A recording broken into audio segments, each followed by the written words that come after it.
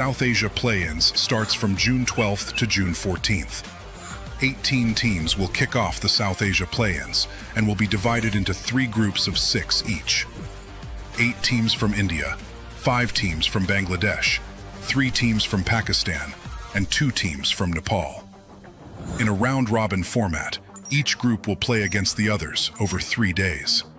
At the end of day 3, only the top 8 teams out of 18 will move forward. For the remaining 10 teams, the journey ends.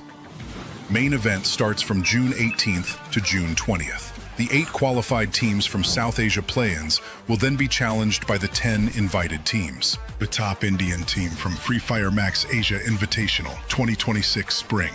1 team each from Bangladesh, Nepal, and Pakistan.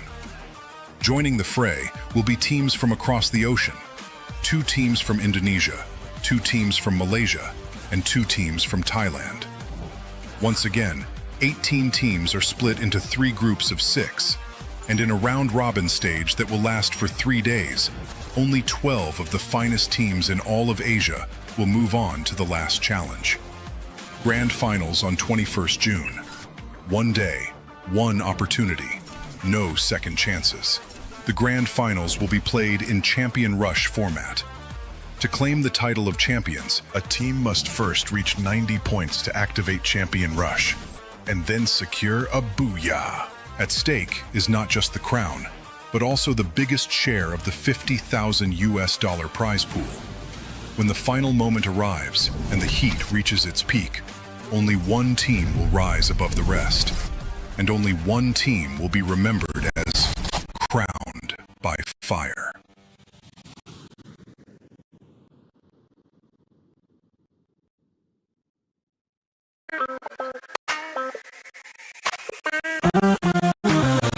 Let's see आगे बढ़ के क्या ये सामने कुछ और फ्रैग्स एकत्रित कर पाएंगे। एनजे ओहायो को डाउन किया गया है यहाँ पे।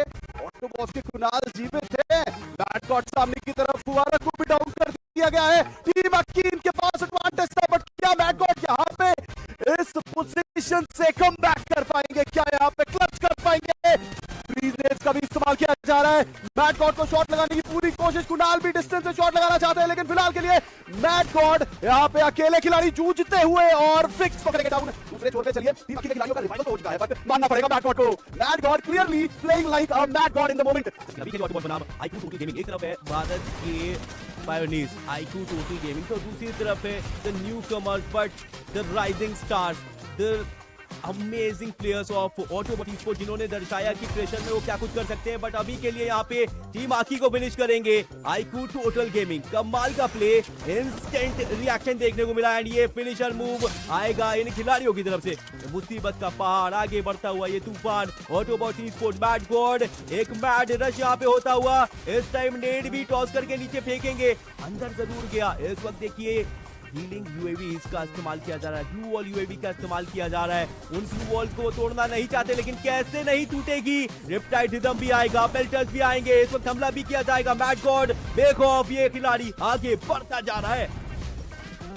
आखिरी के सर्कल की तरफ हम बढ़ते हुए, ऑटोबॉस अपने 80 के आंकड़े की तरफ बढ़ते हुए 5 अंक दूर है वो 80 के आंकड़े से, 5 अंक दूर है एक भारतीय टीम अपने चैंपियन रश कंडीशन को एक्टिवेट करने से। बट फिलहाल के लिए बची कुची कसर टीम हिंद यहाँ पे पूरी करती हुई नजर आई, बट अब टीम हिंद को बाहर निकलना पड़ेगा। बाहर की तरफ से ऑटोबॉस के खिलाड़ी आते हुए, और अभी भी टीम ऑटोबॉस सेफ गार्ड कर रहे हैं अपने आप को, टीम हिंद सेफ गार्ड कर रहे हैं अपने आप को। पर अभी के लिए तो देखिए टीम देवा यूनाइटेड होरस के ऊपर भी शॉट लगाए, टीम गॉडलाइक भी धीरे धीरे करके इस तरफ आती हुई बूदू को डाउन कर दिया है। सैवेज भी डाउन।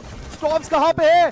स्टॉप्स की जरूरत थी यहाँ पे, बट अब स्टॉप्स मुझे लगता है कि रिवाइवल के लिए भागेंगे, बट सैडली भाग नहीं पाए। हो रहा ई स्पोर्ट्स का खात्मा होता हुआ, लेकिन IQ total gaming back in action, सामने की तरफ से प्लेयर्स को डाउन करते हुए नजर आ रहे हैं, बट यहाँ पे डिलीट को डाउन कर दिया गया है। टीम गॉडलाइक इट इज, और शैंकी के द्वारा मुझे लगता है कि डिलीट के रिवाइवल की प्रक्रिया स्टार्ट हो तो रही थी, लेकिन यहाँ पे शैंकी को मुश्किलों में डाल दिया गया है। चलिए डिलीट का रिवाइवल तो हो चुका है, माफिया के द्वारा वो रिवाइवल हुआ। गॉडलाइक भी काफी अच्छी तरीके से फाइट को एग्जीक्यूट कर रही है। ऑटोबॉट्स आई डोंट नो कितने अंक निकाले हैं अभी, बट जिस तरीके से मेरा एस्टिमेशन है मुझे लगता है 80 का आंकड़ा शायद वो टच कर चुके हैं, लेकिन एनएक्सटी अब ये फंस चुके हैं। अभी रिप्टाइड रिदम का प्रयोग किया गया, एनएक्सटी के खिलाड़ी अब ओपन में आ चुके हैं। केडी वॉट को डाउन कर दिया है, this is the right moment, ये सही मौका है टीम ऑटोबॉट्स के लिए। एश को डाउन कर दिया गया है, वाइल्ड फॉक्स आखिरी खिलाड़ी अभी के लिए ग्लू वॉल के पीछे है, बट क्या अब टीम ऑटोबॉट्स आगे बढ़ के टीम हिंद को एलिमिनेट कर पाएगी? साहिल जाट डाउन है, हिंद के शोटो नजर आते हुए, और अब ये ऑटोबॉट्स के प्लेयर्स इस मुकाबले की बुया की तरफ बढ़ते हुए इस समय पे सबसे ज्यादा स्ट्रॉन्ग कंटेंडर है बुया के। शोटो खिड़की से अंदर आए, शोटो का वेलकम कर दिया गया है। मैड गॉड को डाउन किया गया, लेकिन अभी मैड गॉड को डाउन करने वाले वाइल्ड फॉक्स को भी डाउन कर दिया जाएगा। एक आखिरी खिलाड़ी टीम हिंद के खेमे से, और ऑटोबॉट्स का बुया आता हुआ इस मुकाबले में भी। ये खिलाड़ी निकला है अगले coin machine and vending machine पे टीममेट्स को बचाने के लिए। टीम आईकू टोटल गेमिंग सामने होने वाली टीम स्ट्रॉ हैट्स रिसेंटली यहाँ पे चैंपियन बनी अपने डोमेस्टिक स्ट्रक्चर के अंदर, डोमेस्टिक टूर्नामेंट के अंदर। और अगर हम बात करें इस समय टीम आईकू टोटल गेमिंग बिल्कुल उनके सामने होने वाली है। पीछे से जाएंगे, हैशटैग हमला करेंगे, हैशटैग आगे जा चुके हैं। 2 एलिमिनेशन झोली में होने वाले हैं, हैशटैग को नॉक कराए, बचाना पड़ेगा टीममेट्स को, यूनाइट होकर खेलना पड़ेगा। पर क्या स्ट्रॉ हैट्स अपना एलिमिनेशन बचा पाएंगे? जी नहीं, यहाँ पे 2 खिलाड़ी को नॉक कराए, माफिया कमाल की स्नाइपिंग करते हुए 2 खिलाड़ियों को नॉक करके निकाला है। इस समय नील एंड वू की हेल्थ कम, नील आखिरी सर्वाइवर, वो यहां से निकलना चाहते थे, नील की हेल्थ कम, और इसी के साथ क्या टीम स्ट्रॉ हैट्स एलिमिनेट हो जाएगी? बड़ा प्रश्न चिन्ह होने वाला है। यहां पर रिवाइवल दिया गया, थीवा के साथ अपने टीममेट को बचाने की कोशिश, शॉट को बचा लिया गया है, पीछा करते हुए डिलीट आगे जा रहे हैं। नील पे हमला होने वाला है, नील को स्पॉट करा और पूरी स्ट्रॉ हैट्स को एलिमिनेट करा है। Team iQOO total gaming back in form. आखिरी टीम, आखिरी बाधा टीम हिंद के सामने है। टीम हिंद इंडिया की इकलौती टीम इस समय जो सर्वाइव कर रही है, इकलौती टीम जो टकरा सकती है, एक्सपेंड के इस कहर को रोक सकती है। बाकी टीम्स के लिए, केवल अपने लिए नहीं सभी के लिए रात की सांस लेकर सकते हैं, पर एक्सपेंड को रोकना इस समय नामुमकिन है। एक्सपेंड समझ लीजिए एक बवंडर की तरह आगे आ रही है। देखने वाली बात है किस तरीके से एक्सपेंड आगे प्ले करती है। इसे कहते हैं ताकत, बल, शक्ति, पराक्रम, जोर, क्षमता, सामर्थ्य, रुतबा, रौब, खौफ, दबदबा, हुकूमत, साम्राज्य, अधिपत्य, प्रभुत्व, वर्चस्व और अखंड साम्राज्य।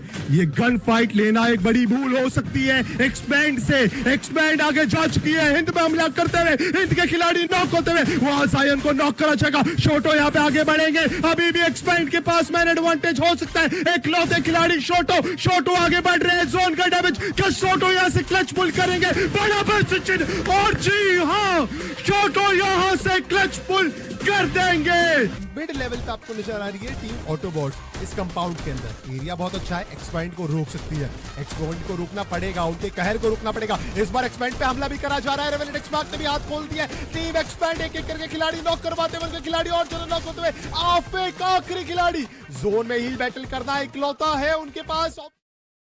हेलो नमस्कार सत श्री अकाल आदाब, कैसे हैं आप लोग? टियर लिस्ट, टियर रेटिंग लेके आ चुके हैं आपके साथ, और आज हमारे साथ टियर रेटिंग करने के लिए 4 अमेजिंग एथलीट जुड़े हुए हैं। चलिए शुरू करते हैं टियर रेटिंग की। सबसे पहली टीम गाइस ऑटोबॉट्स, पिछली बार काफी अच्छा खेले थे वैसे, तो हीरोइक पे रख सकते हैं इनको। अब हमारे सामने आ चुकी है टीम गॉडलाइक। ग्रैंड मास्टर पे रख दो। हाँ मेरे हिसाब से भी ग्रैंड मास्टर पे भी। नोबिता यहाँ पे स्माइल दे रहे हैं कि आप कहीं पे भी रख लें, लेकिन मेरे लिए तो गॉडलाइक दिल में रहेगी, दिल से गॉडलाइक। और अब अगली टीम है स्ट्रॉ हैट्स। स्ट्रॉ हैट्स को डायमंड पे रख सकते हैं, मारते तो अच्छा मारते हैं लोग। इनका बंदा वेडिंग पे कैंप करके बैठा था भाई, इनको प्लेटिनम पे रखो। फाल्कन्स को कहाँ रखा जाए? चारों खिलाड़ियों से पूछूंगा मैं। ग्रैंड मास्टर से ऊपर अगर होती तो अगर रख देते इसको, तो चैंपियंस पे रख दो, चैंपियंस का कुछ एक बनाओ उस पे। हाँ एक चैंपियन का बना दो। बिगेट्रॉन बाय वाइटैलिटी, इन्हें कहाँ रखा जाए? ग्रैंड मास्टर पे रख दो। ये भी भाई है भाई, ग्रैंड मास्टर भाई है, रख दो grand master. IQOO total gaming कहाँ रखना चाहेंगे? ग्रैंड मास्टर यार, वो ग्रैंड मास्टर पे ही रख दो। और अब टीम हिंद, हमारे तेज FFMIC 2026 स्प्रिंग के चैंपियन है, और इंडियन सर्वर में तो इनका कंपटीशन कोई दिख नहीं रहा है। ग्रैंड मास्टर डालो इनको, क्योंकि अभी स्क्रिम्स भी चल रही थी जो बाहर की, उसमें भी काफी अच्छा खेल रहे थे।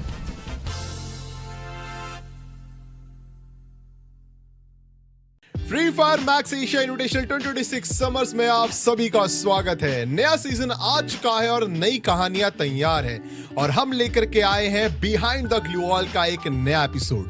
पिछले सीजन हमने देखा FFMAI के अंदर काफी कमाल का प्ले नजर आया इंडियन टीम्स का, एग्रेशन से लेकर के कमाल का डिसिप्लिन और साथ में जीत की वो कमाल की भूख।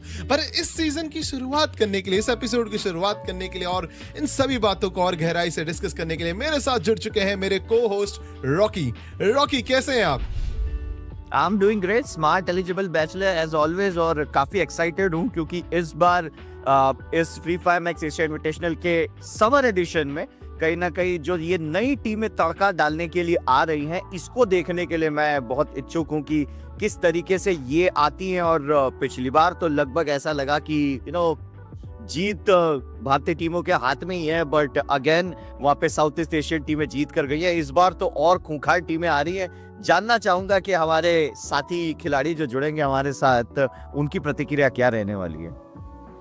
बिल्कुल, चलिए ज्यादा ना समय लगाते हुए हमारे आज के वेटरन्स को बुला लेते हैं। हमारे साथ जुड़ने वाले हैं ऑटोबॉट्स, प्रोडिजी एंड साथ में जुड़ने वाले हैं team Hind Sahil. Welcome to the show guys, how are you? First Sahil, आप कैसे हैं? मैं बढ़िया, आप लोग बताओ कैसे हो? हम भी बढ़िया हैं। एंड प्रोडिजी, ये पूछूंगा आपसे कैसे हैं पर सबसे पहले ये बताइए, नाम क्या क्या राज है? कभी आप वेनम बन जाते हैं, कभी आप प्रोडिजी बन जाते हैं, फिर वेनम बन जाते हैं, फिर प्रोडिजी बन जाते हैं। नाम क्या क्या सिलसिला है ये? परफॉर्मेंस सोचता हूँ प्रोडिजी नाम से अच्छा खेलूंगा, वेनम नाम से चैंपियनशिप छूट गई, क्या तब प्रोडिजी नाम से वापस चैंपियनशिप आ जाए, वापस मतलब IQ जैसे।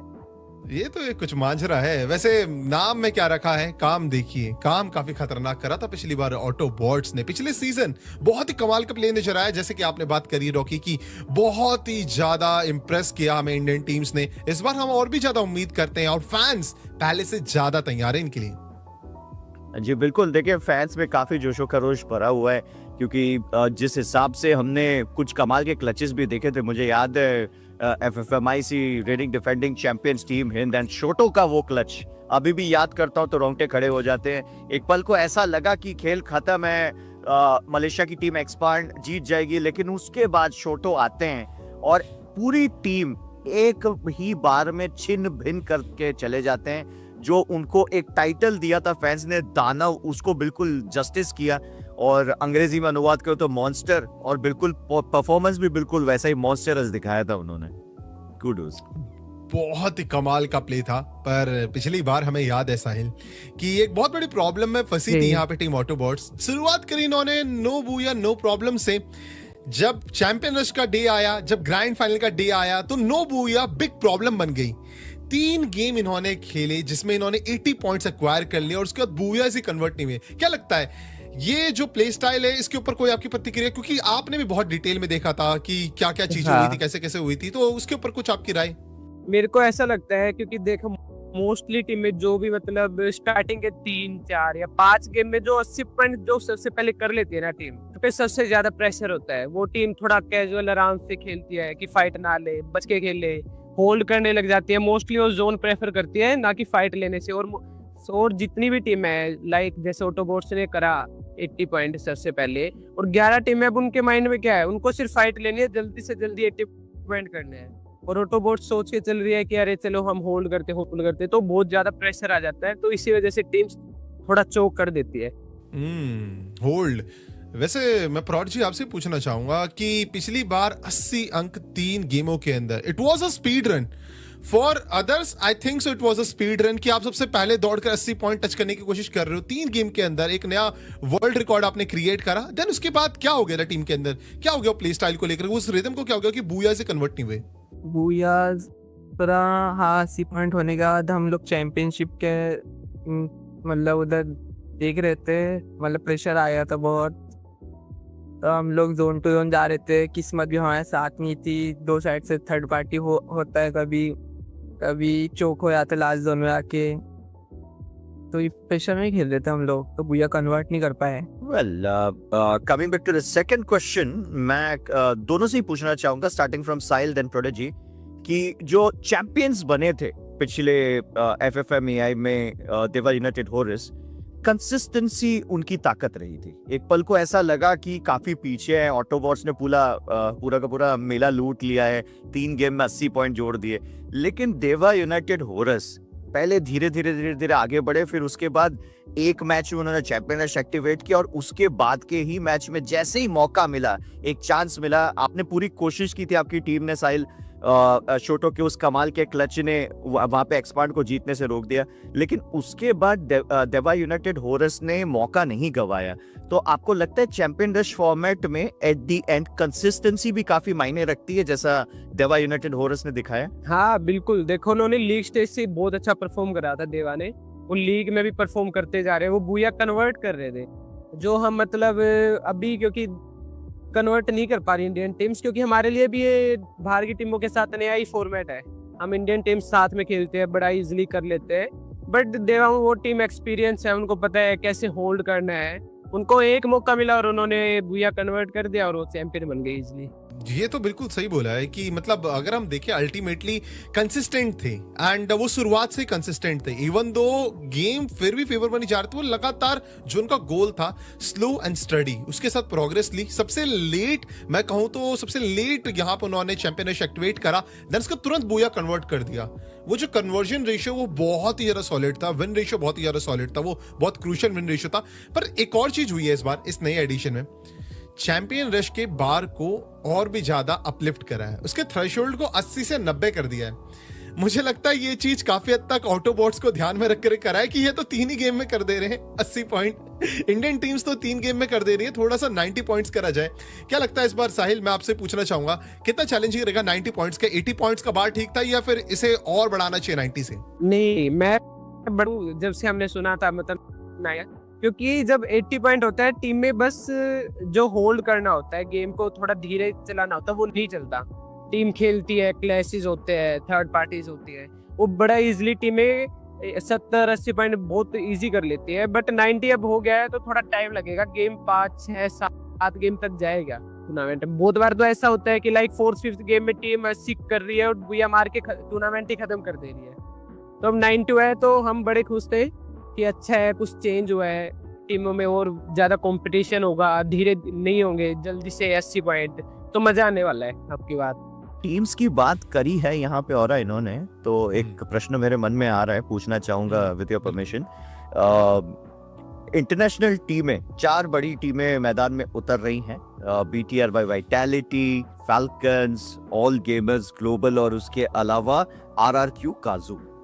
तो स्टार्टिंग फ्रॉम फैल्कन्स, मैं पूछना चाहूंगा आपसे प्रोडिजी कि देखिए फॉर्मर EWC चैंपियंस हैं, भारत में उनका रिकॉर्ड काफी जबरदस्त, और अभी भी अगर मुझे याद आ रहा है, और जो लीग स्टेज का रिकॉर्ड है मैक्सिमम पॉइंट्स का 2 दिन के भीतर, देवा यूनाइटेड होरस शायद तोड़ नहीं पाए थे, तो फैल्कन्स का रिकॉर्ड अभी भी बरकरार है।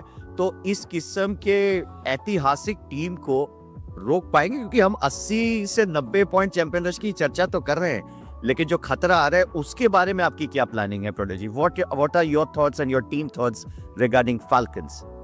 फैल्कन्स काफी अच्छी टीम है, उनका टीम गेम भी अच्छा है, फायर पावर भी अच्छा है उनका, मतलब हम लोग ट्राई करेंगे उनको रोक सके। बाकी कॉन्फिडेंस तो ऊपर ही है, बाकी वो लोग काफी डिसिप्लिन है जो इंडियन टीम्स में है नहीं। सेम सवाल मेरा साहिल के लिए रहेगा। पिछली बार जो हमारा इससे पिछला सीजन हुआ था, फैल्कन्स जिसमें आई थी, साहिल आपकी टीम ने भी खेला था वो सीजन, फैल्कन्स का प्ले स्टाइल आपको क्या लगा? मतलब क्या ऐसी चीज लगी जो उनका प्ले स्टाइल बहुत स्पेशल बनाती है हमारे प्ले स्टाइल से, या फिर कौन सी ऐसी गलती आप नोटिस करते हैं जो वो और भी जरा बेटर कर सकते हैं, या फिर कुछ तो आपने अलग नोटिस करा होगा उनके प्ले स्टाइल में हमसे? एक लाइक हमने पिछले से पिछला फैल्कन्स आई थी, तब हम लीग स्टेज से पहले ही बाहर हो गए थे, क्योंकि हम फुल मैप में तो उनसे कम्पीट नहीं कर पाए थे, बट हमने CS में पहला मैच हमारा फैल्कन के साथ ही था, तो उनका कोऑर्डिनेशन इतना अच्छा है ना, हम इंडियन टीम से बहुत ज्यादा आगे अभी के टाइम पे, क्योंकि वो इंटरनेशनल टीमों के साथ खेलते हैं, खेलते हैं वो लोग साथ में। तो मेरे को बट एक और चीज लगती है, फैल्कन अब FFMAI होगा, उसमें इतना कंपटीशन नहीं दे पाएगी as compared to other 3 teams, क्योंकि जो लास्ट टूर्नामेंट में भी फैल्कन्स आई थी उसमें इंडियन टीम्स उनको 4v4 इजिली मार दे रही थी। हम नहीं थे क्वालिफाई, बट फिर भी अदर इंडियन टीम्स उनको इजीली वाइप आउट कर दे रही थी। तो मेरे को ऐसा लगता है कि फैल्कन उतना कंपटीशन नहीं दे पाएगी अब की बार। सॉलिड स्टेटमेंट यार, सॉलिड स्टेटमेंट। ओके भाई, बिल्कुल, और कंपटीशन की बात की है, क्लैश स्क्वाड की बात की है, तो कंपटीशन में इस बार world clash squad champions all gamers global आ रहे हैं। इस बारे में क्या कहना चाहेंगे आप जाट जी? क्या लगता है ऑल गेमर्स ग्लोबल, एजी ग्लोबल, क्या तैयारी रहेगी? That mesmerising sniping of due और जिस हिसाब से साइफा इंपैक्ट डाल रहे हैं एक के बाद एक टूर्नामेंट्स में, क्या लगता है जाट जी, क्या तैयारी है आपकी?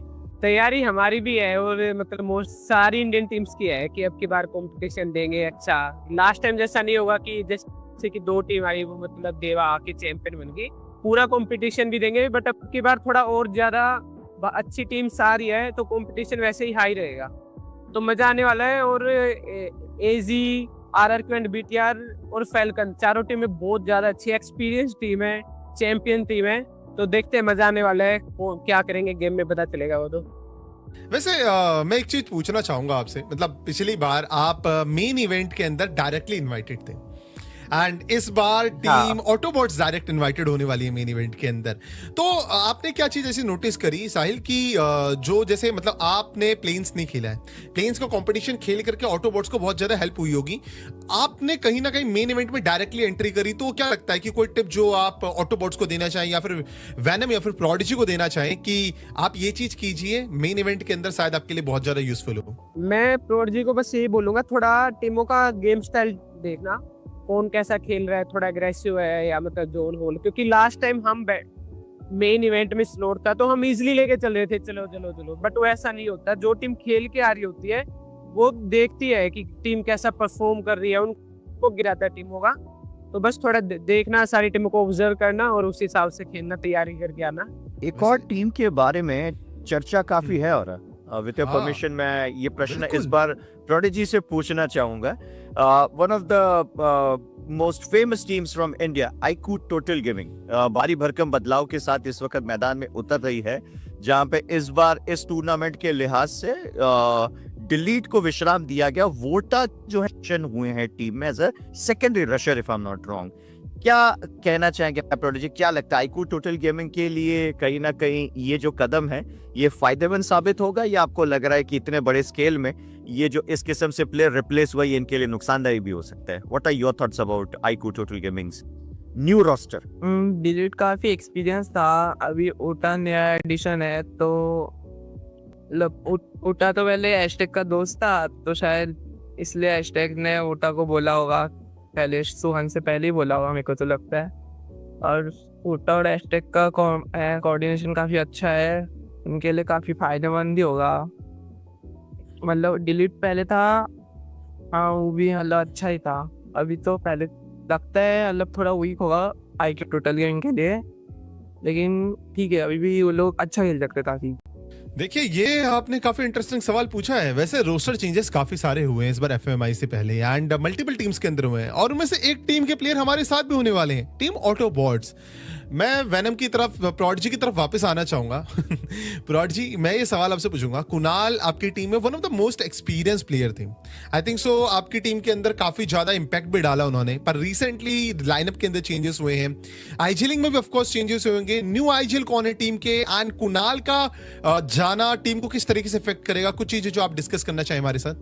ये क्वेश्चन तो एक्सपेक्ट था, मैड ने भी कहा था, हाँ पहले तो आईजीएल मैड ही होने वाला है, और कुणाल भाई हमारे टीम्स में कुछ कॉन्फ्लिक्ट्स हो रहे थे टीम के अंदर, मतलब थोड़ा, हाँ तो सबने म्यूचुअली डिसाइड किया कि कुणाल भाई के साथ नहीं खेलते, और मैड ने डिसाइड किया, मैड ने क्या सभी ने डिसाइड किया कुणाल भाई के साथ आगे कंटिन्यू नहीं करते, तो वही मतलब थोड़ा कॉन्फ्लिक्ट चल रहे थे टीम के अंदर। बाकी बता नहीं सकता, आपको ही पता है टीम के अंदर की बातें। नहीं हमें नहीं पता। मैं आपसे एपिसोड के बाद पूछूंगा टीम के अंदर की बातें। पर अल्टीमेटली मैं आपसे यही पूछ रहा हूँ कि अभी न्यू आईजीएल आपके मैड गॉड होने वाले हैं, एंड मैड गॉड अभी एक रिकवरी फेज से भी गुजर रहे हैं, उनको थोड़ी सी फिजिकल इश्यूज भी थे एंड अभी वो ट्रीटमेंट से गुजर रहे हैं, तो क्या लगता है कि इस बार FFMAI में पहले से ज्यादा अच्छा रिजल्ट आ सकता है या फिर थोड़े चैलेंजेस हो सकते हैं? कुणाल की आईजीलिंग ज्यादा बेटर थी? वो तो कह नहीं सकते, अभी कुणाल भाई जब खेलते थे तब हमारे गेम पे मतलब काफी इम्पैक्ट पड़ा था उनका, मतलब उनका अंडर खेलने के बाद, तो अभी शायद अभी काफी एक्सपीरियंस हो गए हैं हम लोग। क्या आता हम लोग अच्छा खेल सकते हैं, मतलब हाँ शायद पोडियम भी फिनिश कर सकते हैं।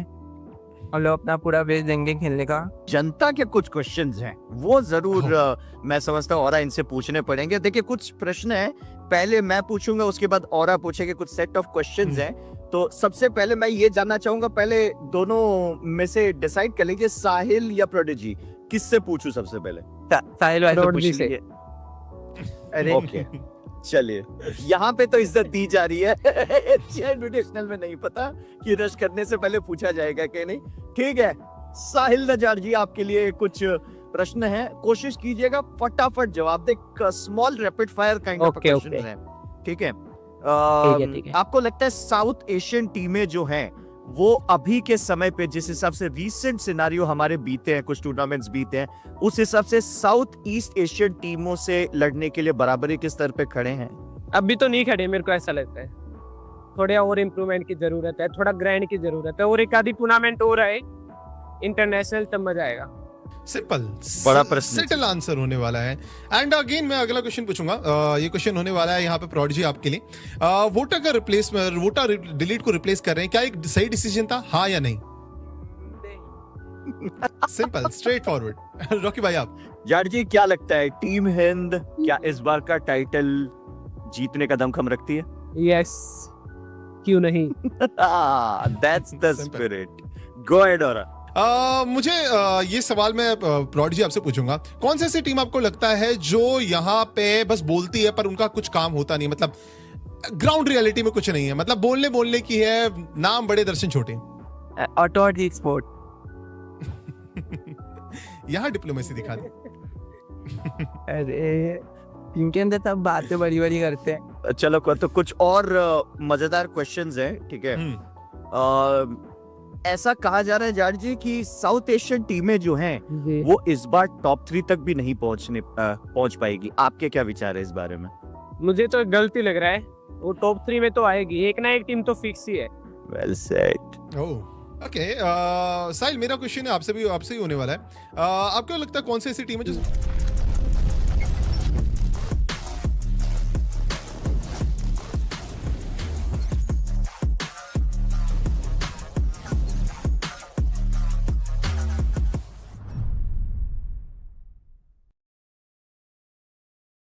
Ladies and gentlemen, welcome to the show, and we are back in FFMAI. Spring has brought us the bloom, but in summer, it will bring us the boom. This is Fire Max Asia Invitational 2026 Summer, and we are going to see the strongest out of South Asia and Southeast Asia collide in this battle of Free Fire. I'm Neptune Garcia with my brother, Musashi AJ, and we'll be your casters for the first half of this day.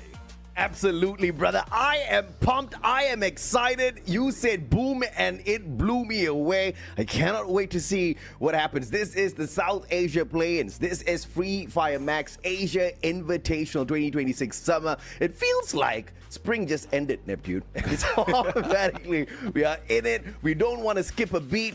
India is preparing to take on the world, the international stage. And on the way there, I thought, hey, you know what? Since we are doing it, why don't we bring our boys from South Asia and get into it? And then halfway through, they were like, wait.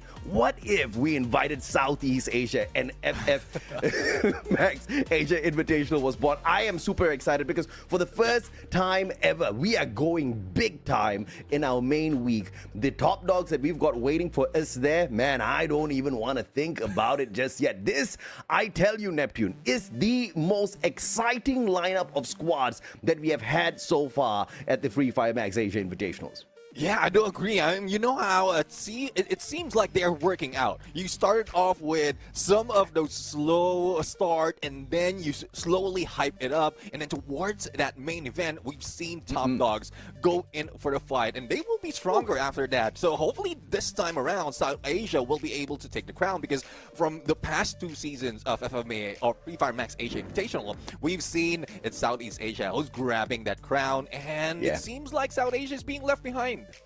I don't think they'll be left behind for so long, man. Because I'll tell you what happened. 2 seasons in a row, South Asia has already dropped the ball. But I'll continue the conversation with you in a little bit. Let's jump over to this in a bit, Neptune. Tournament timeline, you know what it is. From today all the way until Sunday, it's the South Asia Plains. We've got 3 days of battle. We'll tell you how the tournament format works in a little bit. Main event, though, is next week, 4 days in a row. We start off on the 18th. We end on the 21st of June. On the 21st is your grand finals. It's going to be Champion Rush. It is going to be hella fun. But it is the tournament format that you will see how we're going to be breaking down these groups and sending them from one phase into the other.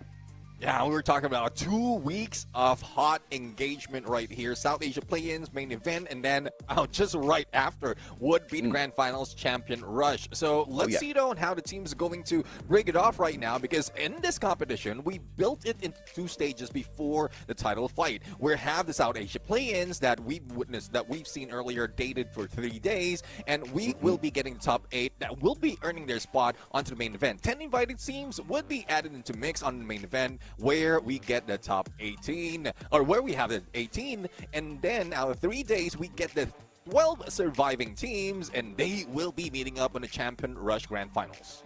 Absolutely. Here, the South Asia Plains, that's going to be our main focus from today all the way down into Sunday. Yes, we did say there are 3 days for the round robin, but there are 3 groups. Each day, only 2 groups will play. What does that mean? That means each group only has 2 play days, which means only 12 games to find the qualifier. And of course, as you head on into the main week, the top 12 gets into the grand finals where they'll have to play Champion Rush. 90 points is the cutoff this time round. And once you achieve that, the first team to hit a booyah right after gets crowned the champions of the Fire Max Asia Invitational 2026 summer. Champion Rush activation is slowly being put up because of how easy some of the teams are bringing numbers, and now they have to go in with 90 points. But again, curse always happen in FFMAI, wherein even the first one who activated doesn't even get that trophy towards the end. So let's see though which team will be taking that champion, as well as taking the $15,000, the biggest piece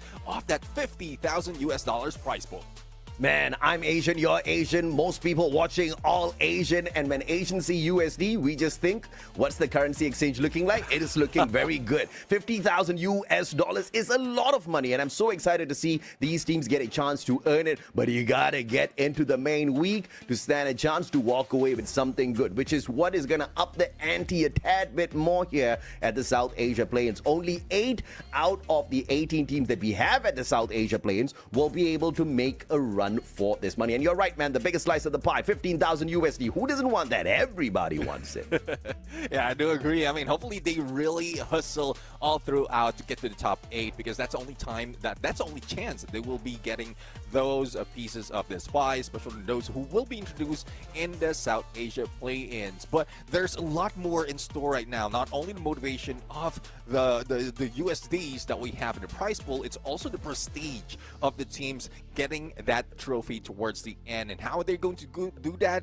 It's up to the points right now. The cardinal rule of Free Fire, we start off with that booyah with 12 points. It goes down to 9 in second place, and it goes down by 1 up until the 10th place. It's just unfortunate that 11 and 12 will get a 0, nada, zilch. So hopefully they can stack up to elimination, because the 1 elimination is equivalent to 1 point. Yeah, absolutely nothing down there in that 11th and 12th spot for placement. So you got to make it up with those eliminations. And if we do have a tiebreaker, we'll first look at the number of booyahs to see exactly who ends up on top. If that fails, we look at the total eliminations. If that still fails, then we check out the ranking in the final game. And that will not let us down. We'll be able to sort them out on that leaderboard for sure before we present it to all of you. Today, is it going to matter? Absolutely, it's going to matter. Because again, Neptune, we only have 12 games for these teams to get it done, which makes this next screen so much more important, because a big change that we have brought into the competition since last year has been rocking the world of every single analyst, every single coach, every single captain out there, Neptune. And I have been having absolute fun with it. What is it? It's the 1 unique active skill rule. 4 unique active skills need to be used out there on the back. Yeah, it gives more focus for most of the teams right here to really get into the depths of the skills that they're going to bring in. It is equivalent to the roles that they have as well. So let's see if this is something that they can mix it up to pull a surprise against the other teams. Again, the unique active skill has been introduced from last year, and now it's just going into great lengths wherein we might be seeing some who will be pulling off a few of those surprises, especially in snipers. It has been something that we don't see often, that the iris being used, but in some regions we've seen that being done quite well. So let's see how the team's going to plan it out, and this also gives us an identity to what the teams is going to plan. If they make that build wherein they are aggressive, then they might be pulling up some of those Oscars, Valiant Dash. We're also seeing some Riptide Rhythms into the mix. But let's introduce the groups, or the teams, out of the two groups that we will be giving you for today. We have Group A and B, and we start off with RNX Esports, NXT Esports, Team Hind from India for Group A, Bangla Unity from Bangladesh. We have Nepal's BB.S9X Esports and Pakistan's Rezurrection X. That's Group A. For Group B, we have GodLike Esports, Nebula Esports, and Reventant XSpark from India. We have Straw Hats as well as Flame Esports from Bangladesh and Hotshots from Pakistan. So some of the teams does have prestige already when it comes to Fire Max Asia Invitational, but for some, they are just new to the party. So I'm really looking forward to what they're going to bring out on the table right now. For this specific group, or for Group A, we have BB.S9X as well as Bangla Unity. That will be new contenders into this mix, and we have a few that was invited from the spring season and now will be starting it off in that South Asia play-in. So this might be even tougher for those who tried to qualify or has qualified from previous seasons South Asia play-ins, but now this is where it gets harder. So hopefully the teams will be able to find their way into the first game, or in the first few matches they have. As AJ mentioned earlier, this is only 2 games out of each group, or 2 days out of each group that they will be playing out for this week of the South Asia play-in. So really looking forward to how they're going to make it work right now. And in a bit, we're going to see the teams line up as well, because I'm really looking forward to some familiar names that we have in this mix, especially for those who qualified from South Asia play-ins from the previous season and now trying to make their way once again. Again, this are Team Hind, who really showed us that they can bring into the numbers, especially as they dominate their own region. But when it comes to getting into Fire Max Asia Invitational, it wasn't that easy. So hopefully this time they will be able to recover. For Rezurrection X, I'm really looking forward for them to really pop off right now. This is the second time they will play into the Fire Max Asia Invitational, but unfortunate for them, from previous season South Asia play-ins, they got eliminated in the 16th spot. So I'm really looking forward to turning things around right now for RZX. Bangla Unity, again, as I mentioned earlier, together with BB.S9X Esports, new contenders in the mix, and this might be an element of surprise that we might be seeing out of the mix that we have from Group A and B. So far, again, this is just the teams that we have right now. There's a lot of storylines that can be built right here, especially for some of the teams that has made it that much onto that fight. Now, let's take a look at some of the teams. GodLike Esports, a team that has, I would say, has been put in the number 4 curse, because even from the spring main event, they are in the grand finals rather, they ended in 4th, and even in the Fire Max Asia Invitational, that's 4th place, and then TES FFMIC, they were at 4th place as well. So hopefully they can pull away from that place in this game, slow it down as long as you qualify from the South Asia play-ins towards the main event, and then slowly make your work into the grand finals as well. Hotshots, though, a familiar team, but so far, the result is also familiar for us. Hotshot has been shown to us initially in the global stage from EWC from 2024, and now they are trying to bring back that prestige. And their own global finals, they were introduced as well in 2025 for a run wherein it didn't end quite well. So this might be a chance for them to really practice their run before they join any other major leagues. I'm not saying that they're not major players, but they need a lot of work to keep their consistency alive in this fight. Straw Hats, another team that a lot of fans out there would be cheering on because they took a lead in their own region. So really looking forward to how they're going to play it out right now. Game schedule. We are going to start off with 3 maps wherein me and AJ will be casting. It starts off with Purgatory, followed by Solara, and then Kalahari until game number 3. We're going to switch it up later for new sets of casters, but the game doesn't stop there. We are going to go for Nextera, and then OG map Bermuda, and a randomized game number 6, which can be an element surprise for any of the teams who are map specific in their performance. So I'm really eyeing on some teams who can do best in most of the maps right here, because it's not often that we see a team who can do it quite well, especially on that switch from Solara to Kalahari. That's a hard transition overall, because you have the slide rails in Solara. You don't have that much of escape from Kalahari other than the hook gun that is being brought in by most of the teams in this competition. So it's still a question mark on who's going to bring the numbers in terms of elimination as well as a placement point once we end this day. And this is just Group A and B. We still have yet to see the teams from Group C. And speaking of Group C, they have a better chance of identifying who would be the tough contender that they will be staying away from, or who are the ones that they can go and hot drop and go in for the battle a little bit early in this fight. But let's take a look at the preferred drop spot of most of the teams right here. And a bunch of teams, make that 5 specific teams, will be dropping or planning to drop in Brasilia. So hopefully some of those teams would be moving away from that. There's plenty of areas, especially in Central, Fire Brigade, even Forge and Campsite is available. Moat House would be something that might see an early engagement, because not only Crossroads occupied by 2 teams, we might see one of those moving away from that, might be meeting up some of those who are also in this mix, like RNX. So just great rotation that needs to be done by teams right now. Survivability would be on point, and need to find those vending machines or coin machines and vending machine first, so that they at least can end on the final circle.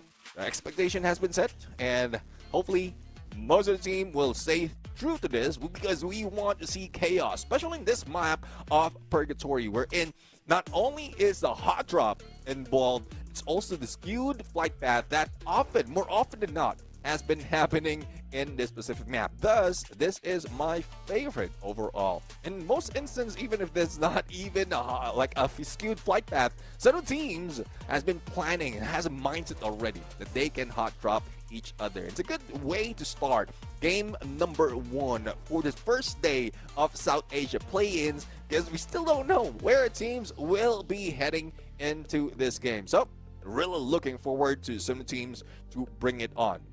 Few teams that might be new to you, especially for those who are just introduced to Fire Max Asia Invitational 2026 summer. We have Nebula Esports, previously known or better known as GG Instincts. They are a team that really brought in the fire in them from the previous season, but it's just really tough for them to recover in this fight. They did qualify 6th on the spring, and then towards the main event, they only ended up on the 15th. So they didn't even get into the grand final. So this time around, we've seen the tenacity already from previous season. This time around, we're looking forward for them to really get into that champion rush. Now, for some of those familiar squad, especially Rezurrection X, they were eliminated a little bit early from previous season, placing themselves in the 16th spot.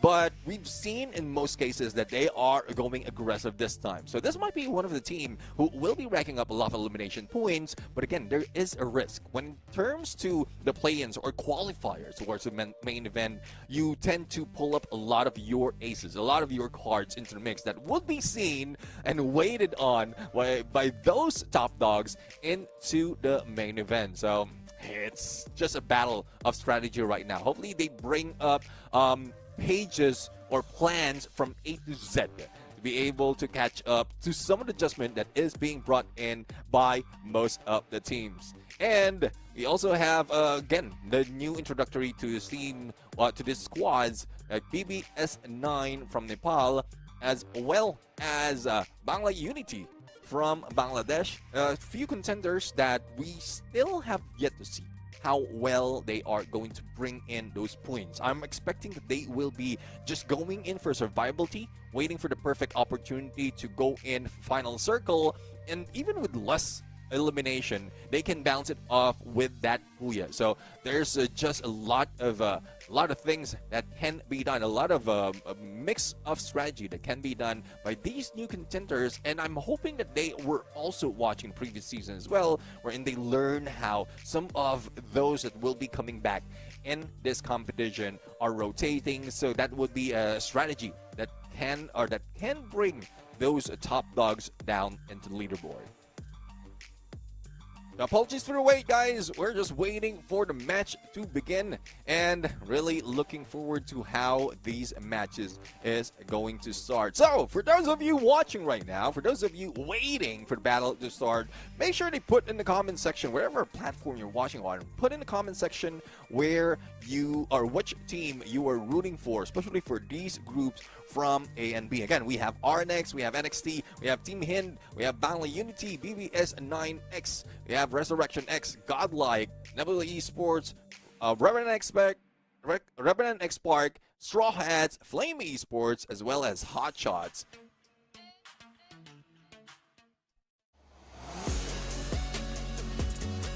And here we go. Either heaven or hell can save the squad who is not prepared for this battle. The game's about to begin, and let's see where the teams will be heading. The flight path would be coming from Crossroads, heading into just the south of Forge. And we're already seeing some of the teams heading out to their drop spot. Bangla Unity on their way to Moat House, where Nebula Esports is heading to Marble Works. They might be meeting up with GodLike in a bit, but with the distance that they have against each other, Nebula Esports might be able to get into Quarry if they move fast. A few teams will be heading into fields or just south of the fields onto the east of Brasilia, but no hot drops just yet being spotted in sight, other than those who might be heading into Lumber Mill. So it might be a slow start, but from what we've seen, Flame Razzle might be snuffed out right now, being chased by two players coming from a different squad. There goes the elimination. Straw Hats has met one of that elimination, and I think it's RNX who did manage to get that headshot already coming from the guy. It's only first minute mark, and I am assuming this will be slow, but for Arsh, trying to go in for the fight on a 1v2 situation, and Zabo will be taken down. Mini Uzi coming from the Zohan. You don't mess with the Zohan, and that's what Reventant XSpark has to say. A little bit of mix-up right now from Flame Esports. Toki just staying down, and Shoko from the other side. RNX really bringing numbers. Flame Esports slowly dwindling in numbers as well. Aj, though, quite far from the rest of the squad. Armand from RNX is just hunting, going in for flank. See if he'll be able to spot out these players from Flame Esports. Sun, with cord in hand, great weapon to use. Break down those glue walls. Taj, almost taken down. It's a good thing he managed to speed away from behind that compound. And it is a standstill right now. because no one from Flame wants to be eliminated. I think they're planning an approach wherein they're trying to get into close to the vending machine before they go for the fight. But D will be taken down. Zovic right now with a max 7. Not really surprised for backstab. And even Hassan has been taken down. It is a clutch being done by Flame Esports. Another one bites the dust. And there goes a quick recovery coming from RNX. But we didn't expect that to happen this quickly. 3 elimination already from Flame Esports, and Flame is still bursting. Shoko right now almost being taken down. UMP in hand, and we know how that has been buffed. And a VSK that is being used by Shoko doesn't even stand a chance. So that's 4 eliminations already for Flame Esports when we thought that they are the ones being taken down. So it's really getting tough right now into the battlefield, but no eliminated teams just yet. As we get into the 3rd minute mark of this game, we're seeing RNX, who's just hiding out from BB.S9X. On the other hand, we have NXT Esports once again meeting their demise. It's Reventant XSpark right now, who's moving in for that revive. Only Ash remains for NXT, but they do have the numbers already. But it's just unfortunate they couldn't get in onto that vending machine that's close behind, because already it is waited on by Revenant XSpark. But there goes the elimination onto NXT, and they will be going down with only 3 points to their pocket. Unity, Riz will not be resurrected at this point, and BU already have 2 points to their name. We do have a Lightning Squad that might damage them a bit, but Revenant X, or RTX rather, Rezurrection X Esports are splitting up. They want to make that pull onto the rest of the squad, giving them an opportunity for the revive. Nebula Esports, though, after moving into Quarry, after that drop just next to GodLike, they're making their way with 5 eliminations, and they're getting close to be the elimination leader right now if they can get 1 more.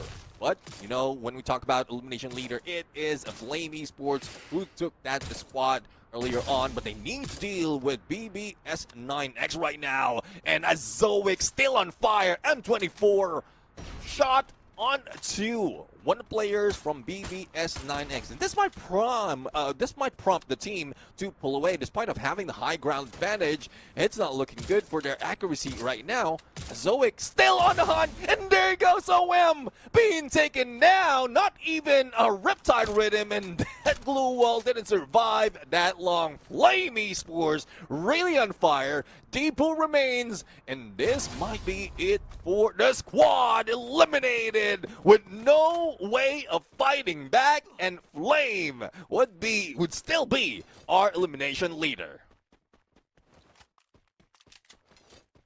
Straw Hats right now, after a slow run in this fight, only 3 elimination, but it's a good thing that they have full squad trying to distance themselves from the rest of the squad.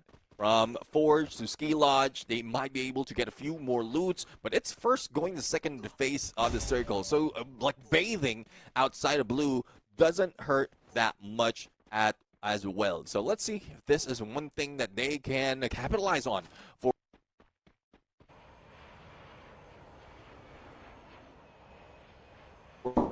There's a chance for the teams now to go in for that battle.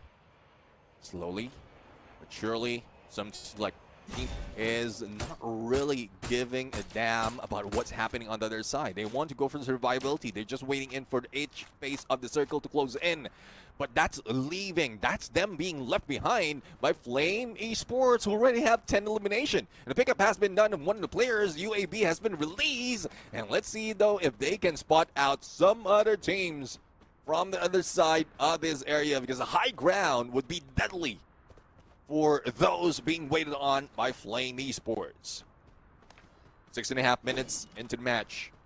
We have 9 teams remaining in this fight.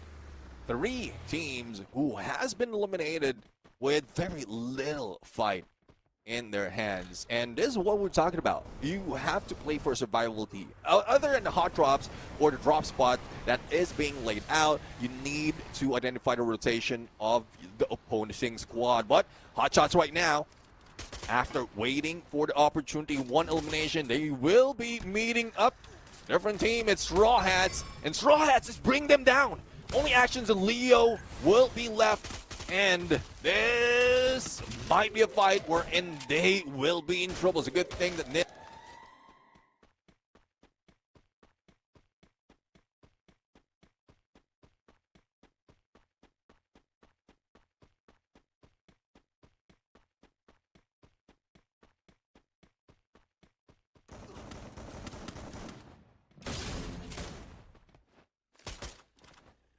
See though, in a bit, there's a chance for them to really bring in the fight.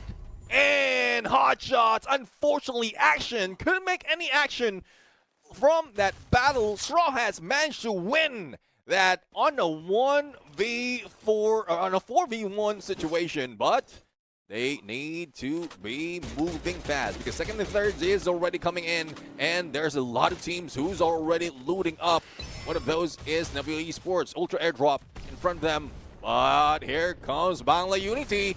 There was an element of surprise is still on them with vehicle as they jump in. Cryo Mind not really stopping the team as they go in for the push. But Swaroop right now with a headshot, and Sihan and Hunter will be taken down. He just swooped in and took down 2 out of the 3 players in this Ultra Airdrop together with Spark. And that's Nebula Esports' tenacity in this game. Let's see, with 8 elimination already, they might be able to catch up with Flame Esports. But in the horizon, we're seeing Team Hind, Tiger, being taken down. It's Sahil Jad with an AC-80. And Swaroop just identifying what rotation they need to do. Batlu, will he be able to go for the pickup? He managed to pull it off. But it's just a little bit too close for comfort. He left the one of players and didn't continue on that recovery. They might be taken down with that ice grenade. And Tiger once again being shot at. Shoto up close and personal. Wolfen for the flank. And as quickly as that, Nebula Esports being eliminated by Team Hind. And they will be out of the count, as well as out and running of elimination leaders. Good thing that Nebula Esports does manage to pull off that 8 elimination already in this game, bring them a little bit of numbers to their side. GodLike right now, they missed that opportunity in Quarry, but now they were able to chase down 3 opponents and get those 3 points. Zone closing in on the third phase of the circle. Blue wall still being dealt with by GodLike, but I think they missed the memo. There's no more people out of the team from that other side, so they might need to move and rotate to find a few more player. Sihando on the ground as Hunter tries to go in for the pickup. It's Raihan who will go in for the push, but Hunter with that knockdown on KD God, even as he goes for the pickup, only shows us that Bangladesh is really on fire in this battle. 22 seconds until the zone closes in. They need to move fast because from Quarry, the blue will start to hurt. They might not be able to recover that quickly in this fight. And we'll have to see on what rotation they're going to make. They pull up a monster truck, and now they will be on a roll. And this is where I hear the music. They see me rolling. They're hating. Let's see though, who are they going to hate at this point?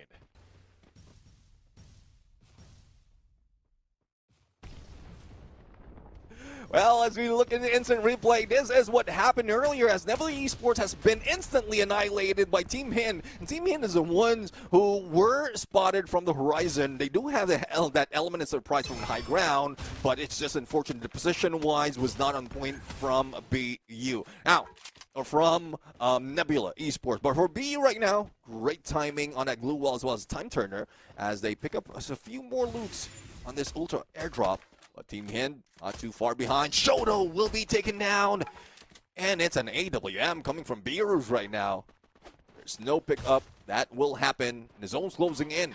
The zone is closing in fast, and I don't think there's so much chance for recovery right now. And Bangla Unity will try to be united in this fight, but hopefully divided in that fall, if in case they will be taken down.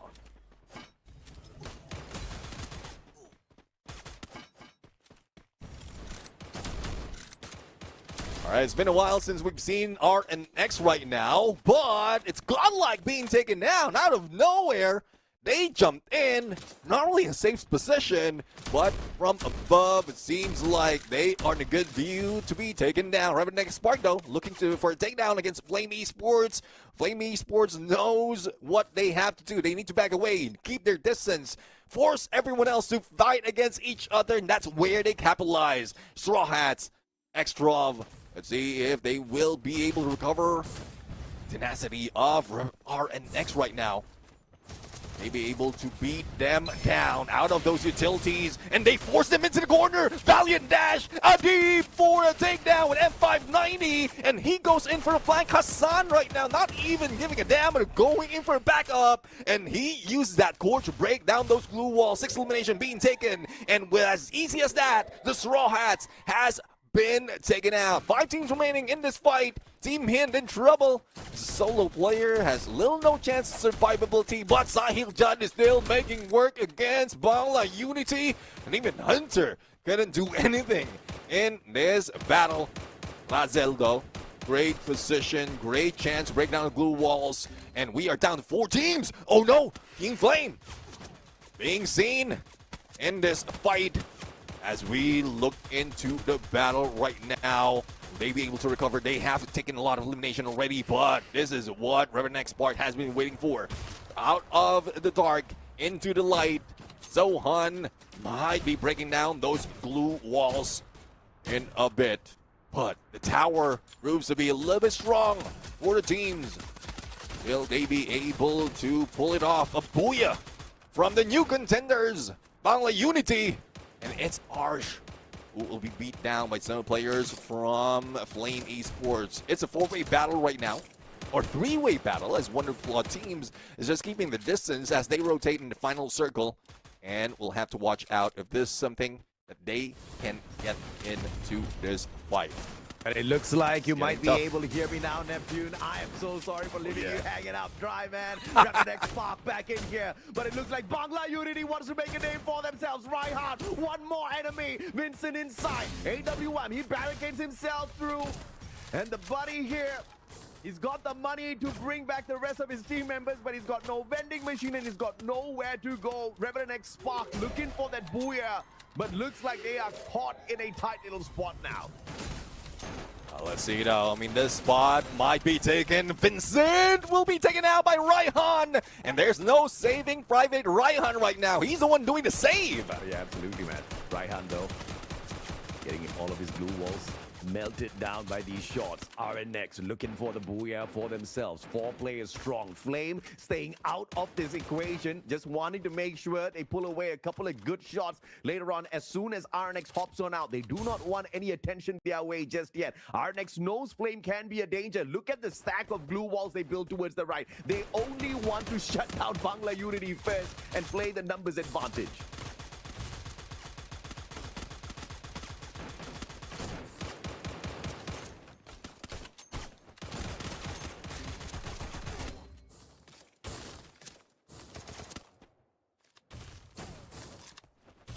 Oh.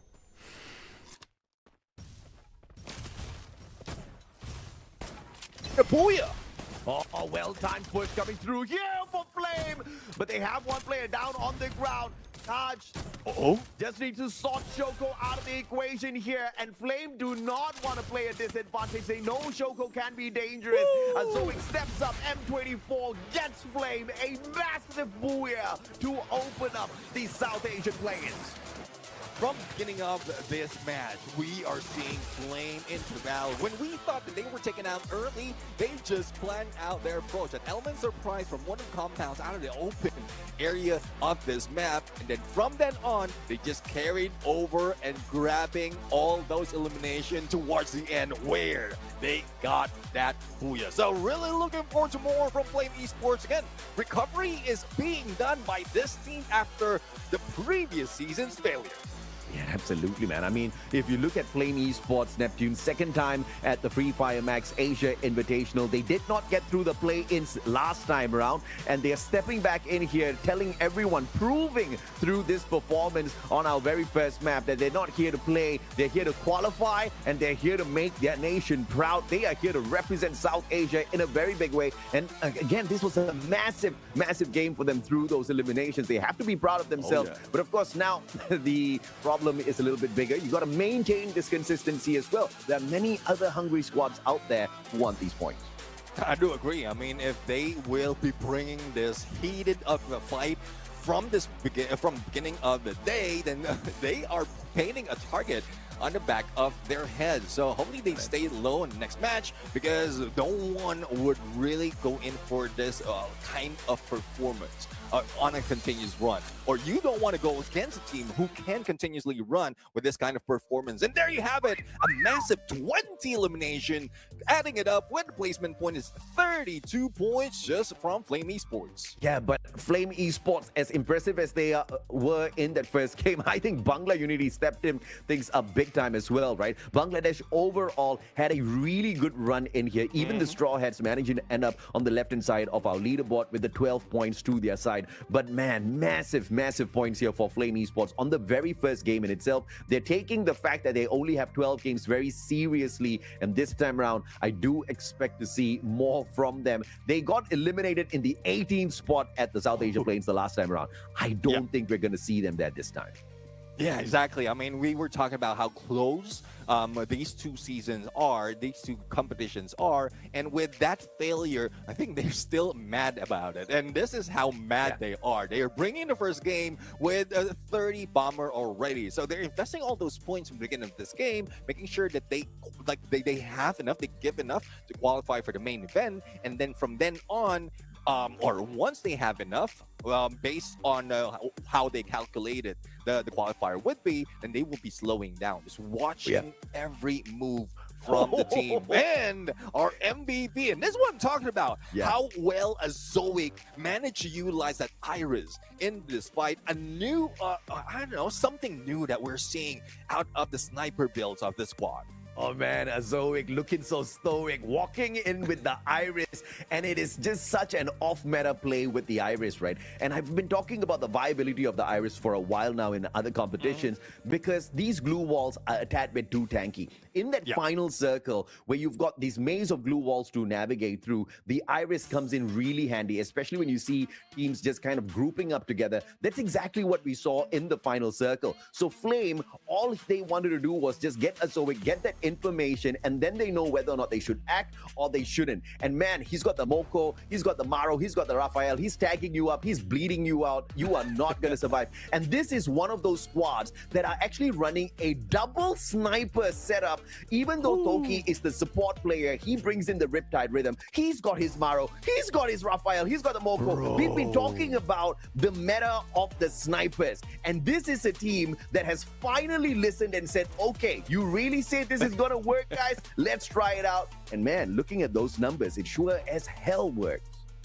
Yeah, exactly. I mean, Zoic did manage to get a lot of elimination out there, but with the help of Toki, it gets information, it gets damage as well. So the double sniper setup is working, even if we're not in Kalahari. But looking at that FP skill as well, it's more of a plan of breaking glue walls down. You have that Riptide rhythm, you have that Valiant dash, and if in case those glue wall has been knocked down or has been taken down already, you have that cryo mine from that Nero to prevent them from bringing bot up.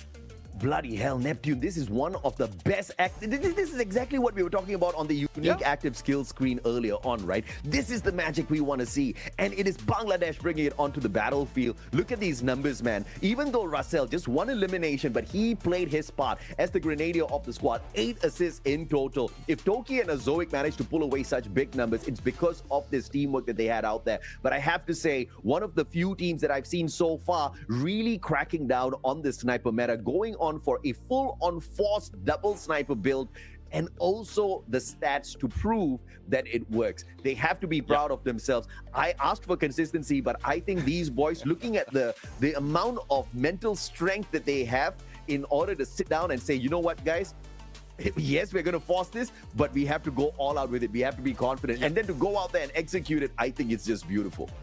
Yeah, I do agree. I mean, it's something that we were just formalizing, because for some regions they are not adapting yet for some of the active skills. But now looking at how Flame Esports managed to make the adjustment, showed us how it's worked. Won't be surprised that other teams from this group would make that change already, or probably they just hated Flame Esports that much that they will try to counter whatever they bring into the table, especially that Iris that they have. But even for most engagement, the glue wall has been a threat. Thus, those Riptide Rhythms has been reintroduced. Those Valiant Dash has been used so well, and as well as the Iris being put into play. But let's take a look at the circle analysis right now as to where team started off as well as ended that fight. Man, absolutely. And you know, Team Hind was actually having a really good spot in the earlier parts of the game, right? It's just unfortunate that in those rotations, they just had to come across Reventant XSpark, who were really dangerous. They did draw some blood out of Hind, who then tried to go through their revival stuff and then bumped into Nebula. It was a very tough journey for a lot of these Indian squads who just kept running into each other, Neptune. Yeah, I do agree. I mean, from what we've seen earlier, there's a lot of teams who were eliminated as quickly as that. It's not that easy as well to go against from these teams that we have in this mix. And I'm just really loving that they're bringing in that fire from that first game, because we seldom see that from the early part, especially in a map like Purgatory, wherein it's wide enough that you can hunt down opponents passively, and aggression from a distance would be on point. But it doesn't matter for Flame Esports. From CQC, from long range, they don't care. They just want in to bring those numbers in this fight. And you know, it's very important to focus on which is that region that's getting the job done there. It's Bangladesh, back to back. We saw them, you know, just topping the charts, right? It's really good. And even Straw Hats as well. Straw Hats last time round, they were the #1 squad out of Bangladesh. Therefore, they got a direct invite. This time, they have to hustle. They have to play in here at the South Asia Plains. And that's not a big disadvantage. There's a very big disadvantage for the other regions, because Straw Hats is a really good squad. They have got a big possibility of making their way into the main event, which means we've got limited spots already up there, Neptune, and we have got many promising squads who could just get there before you even know it. I mean, just one game, more than 30 points. But of course, you know, I don't want to get too excited, I guess, because then there might be too much of expectations. But this drop spot here at TV Tower, this is the kind of drama I want out of our Fire Max Asia Invitational, Neptune. Well, let's see, though. Let's see if this is really going to happen. Because from what we've seen earlier, some of the teams really pull away from those early engagement, from those hot crops. So knowing this kind of situation in TV Tower, some of the teams will be pulling out from those engagement. Windmill is quite open. We have Waterfall. Even Bayside is available. Same goes with Echo Drain. And if you go in like far away from those early engagement, just onto the edge of the map itself, even before the first circle shows up, it's more chances for you to survive. But if you want to beat down Flame Esports, then go ahead, take those hot drops, get all those eliminations in the early fights. Even in the first circle, you can do it. Absolutely, man. But of course, let's not get too excited. We know season after season, things kind of just shift around a tad bit here, right? We are gearing up for game number 2. Game number 2 is going to be at Purgatory. Are the snipers very viable at Purgatory? Absolutely. You've got tons of open spaces there. You've got a huge map to play around with. I do expect a double snipe setup to continue working for Flame Esports. But the problem here is they don't have a proven, consistent track record and a run in the competition so far. So I really like the whole adrenaline build from the very start, but I really hope they can keep this up for themselves. Let's check out the predictions that we've got, though, Neptune, for this upcoming match. Yeah, well, we are eyeing on GodLike as well as Straw Hats and Nebula Esports. Nebula Esports has a better chance because they brought in a lot of numbers earlier before they were taken down. But for GodLike, seems like their run is just a warm-up for the moment. The same goes for Straw Hats, but they did bring in 7 elimination from that earlier Purgatory. So I think they can even survive even longer and even out the playing field on that top of leaderboard. Absolutely. Bangla Unity, RNX Esports, Team Hind, they had a very decent run, especially Bangla Unity with the number of eliminations, but it doesn't really mean that it's going to be translating into this next game as well, right? I think we saw many incidences, especially in the circle analysis just moments ago. The fact that many of these Indian squads just kept running into each other during these rotations. And I think, you know, not just for the Indian teams, in general, for everyone, you really want to be looking out for these rotations from the very earlier parts, which is why Group C has a huge blessing, Neptune. They get to spot out all of these 12 spots, where they're dropping, how they're rotating, and how to avoid them if they need to. Yeah, exactly. I mean, I'm really looking forward to how they're going to make this work right now. But we are just setting up. Really looking forward if Flame Esports can do the same thing as what they did in Purgatory, or can someone else take the reign? Because in most instances, a team can really get hyped up, just like what we seen in the first game, and then dwindle towards the end when we're talking about the Booyah Curse. Absolutely, man. We are geared up for this next map, ladies and gentlemen, boys and girls. And as we head on into the one and only Solara, let's see if or not Studio is going to be lit up here. Earlier, the drama was suspected to be at TV Tower, and I guess we will get a little bit of that as well.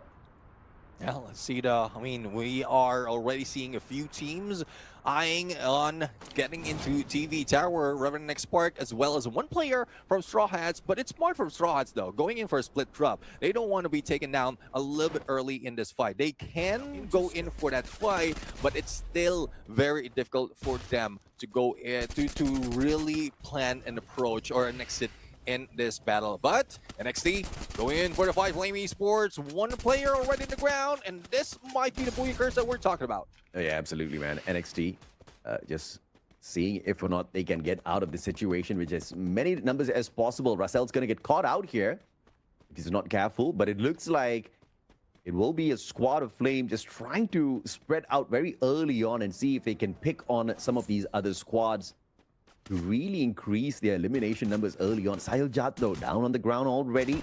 They pick up on standby. KD got taken out as well. It's Hotshot. It is the Pakistani squad stepping things up. Shoto, double vectors in hand. Leo knocked down by that Valiant dash. Shoto trying to pull things back here for the squad, but Team Hind in a lot of trouble because we've got another squad dropping by. It's RNX. It's Hotshots in front. RNX from the back. Team Hind about to get clapped if Wolvin does not get away, but the vending machine in front of him, what he doesn't have is coins, and luck just has it that there's money all around on the floor to pick up here on Solara. Well, it's a good thing. A lot of cash would be in there, just on the ground, a lump of it, and a quick revive will be done for the squad. RNX, though, they need to deal with Nebula Esports. UAV has been released already, and Tiger in a good spot to be shut down. But it's just unfortunate going solo. You don't want to be spotted that early. Now that there's a few of the squads already into this mix, they might be starting off that battle. Revenant XSpark time turner used up very early on. Sohan needs to wait a little bit before he engages again. MP5 uses the glue wall just to keep the Straw Hats away from him. Sohan VSS, wrong gun for a fight like this. M590 up against him. Sohan just praying and praying, but his prayers will not be answered. They have to depend now on Vincent. 700 coins in his pocket, 2 minutes in. He's got the discount. He should be able to bring one buddy back in. But Revenant XSpark, one of their players heading straight onto him. Will he survive? We'll have to wait and see. RNX, on the other hand, are not out of hot soup just yet as Nebula drops by to say hello. Well, Nebula bringing a couple of players from this side. Only Shoko and Hassan remaining. And it's a 3v2 situation in Windmill right now. But here comes a revive being brought in. But that puts Padlu into the shots of action. And it's action from Hotshots, who's taking advantage of that situation. On the other side, in studios, Absolute Cinema is happening as GodLike's going in against NXT. And after that revive, Ash will be taken down. Echo can be revived. No one from NXT is fighting back. And this will be a full squad from GodLike that would start this off.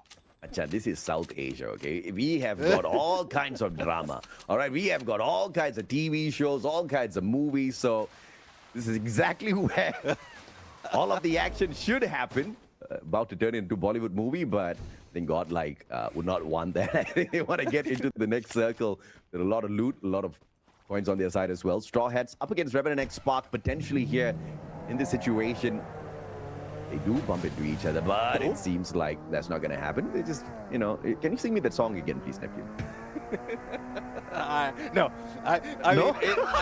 I was safe earlier because I am assuming no one was listening, but No, we were all listening. This TV rolling. This TV rolling. They hate it. Oh yeah, we were definitely hating the tech issue. We do apologize, guys, for that little mishap earlier on.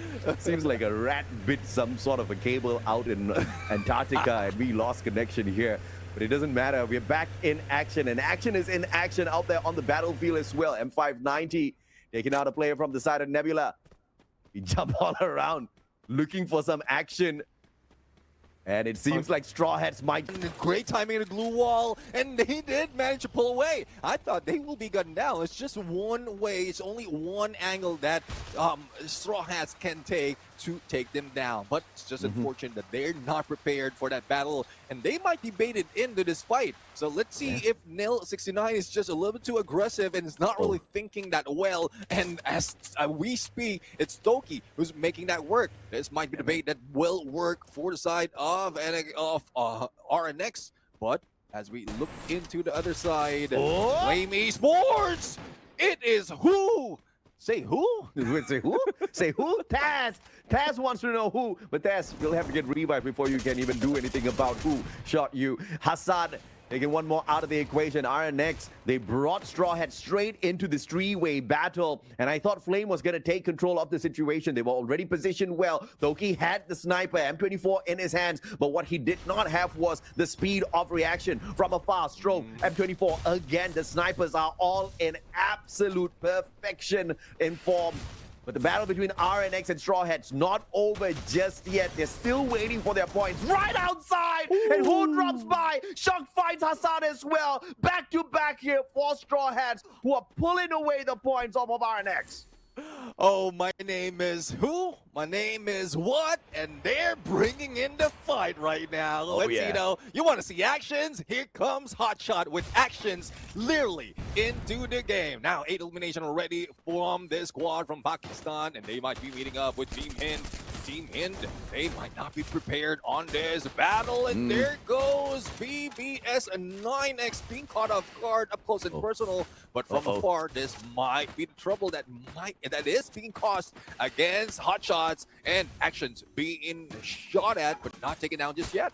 I mean, great play coming through from Hotshots. They saw Team Hind rotating straight towards them on those slide rails. They quickly back away, looking for a defensive spot. In the meantime, BB.S9 taking the shots up against Hind, forcing. They're going to back away slowly from Team Hind if possible to look for those revivals.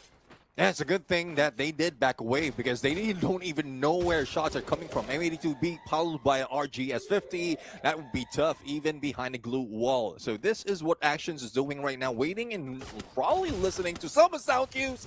But there goes shots from the other side. It's BB.S9X. And Hotshots have been aggressive earlier. Now they are being slowed down. Actions trying to move as much as possible, not be caught off guard, and providing that destruction. But here comes Reventant XSpark joining the party, and this might be a 4-team battle that we're looking at. Oh, fantastic. Shot by Actions, Car98. Extra point. But will they be able to get in position as zone will be closing in? BB.S9, a team that were being gressed on by Hotshots, now dealing with Revenant XSpark. Arsh right now, spotted on, Riptide Rhythm, no opening. Not a good timing though with that skill. But OM as well as Mags will try to go for the push, but they both go in the same direction. Not even a pinch. And this might be an opportunity that they will be missing out against Arsh. And once again, Arsh is trying to go in for that clutch. It's just unfortunate at that moment, another one from BB.S9 joins the party, and Arsh doesn't survive. Man, Arsh had an opportunity to jump straight through that window and continue that run. Could have gotten the 2 knocks, but of course, Deepu would have showed up as the third player right after one after the other, right? It's a handicap match, man. 3v1, trickling in one after the other like a perfect Bollywood movie. But it worked out in the favor of the Nepali squad. And BB.S9, 5 eliminations so far, and I say that's not too bad at all for a squad who's looking to climb the leaderboard in a solid way, nephew. Yeah, exactly. I mean, similar to what we've seen in Bangla Unity, they didn't get that much elimination as long as you have survivability. So if they can deal with this until the final circle, they might be able to add more to those numbers. But Nebula Esports, they are not going down that easily. But as I say that, here comes some players from Reventant XSpark, and there goes a payback from Spark himself. So it's just ironic that both player and team has the same spark to their name. Amen, brother. I tell you, we've got so much of action breaking down on the battlefield here that we are not even able to keep up with the number of gunfights that are happening out there on the battlefield. But I'll have to tell you this as well, Neptune. Although so many eliminations have happened, although so many revives have happened, we have got still 11 squads alive and kicking. RCX is the only one eliminated from the lobby. This is insane, man. South Asia, they have leveled up their survival game, and you gotta love that. Yeah, exactly. I mean, those insurance policies really paying off, and hopefully they can bring at least a full squad. I'm talking about Revenant XSpark. Only one remaining and still receiving damage for BB.S9X. They are guarding that vending machine against Hotshot. Oh, Valiant, that's Riptide Rhythm as well. And there goes a takedown. It's just unfortunate. Leo was just on point, even with 2 players from BBS. What a shot, Leo, like the flying angel of death. He dropped by M1014. Beautiful shot. One was all it took, and he got the extra point for the squad. GodLike, on the other hand, being pursued. Can they get away from their pursuers? It is Bangla Unity looking for the numbers off of GodLike. The Bangladeshi squad did very well earlier on, up against a team that has just gotten stuck with the number 4 curse for the longest of time. GodLike, if you drop the ball now, questions will be asked. You need to wrap this up in 4 eliminations, but A124 activated already. Bangla Unity have the advantage, and they're going in for the chase. Raihan, what a valiant dash. Catches Eco as well. Yogi, the only player. Bangla Unity absolutely trashes GodLike. And that only shows that GodLike can bleed. And we are seeing that happening overall. Not a team being eliminated. It's NXT. Now, the battle is getting hotter. The zone is slowly picking up, and it will eat up a lot of those HP for those trying to survive. Even Team Hind might not be able to do so. Sahil Jad healing himself. Even Nil69 going solo. It's a 1v1, and the Great One wins. Oh, we have lost so many Indian squads so far. Straw Hats out of the equation as well. The remaining ones, oh, man, in succession, as we watch Tiger use his medkit, we are losing more players on the battlefield, Neptune.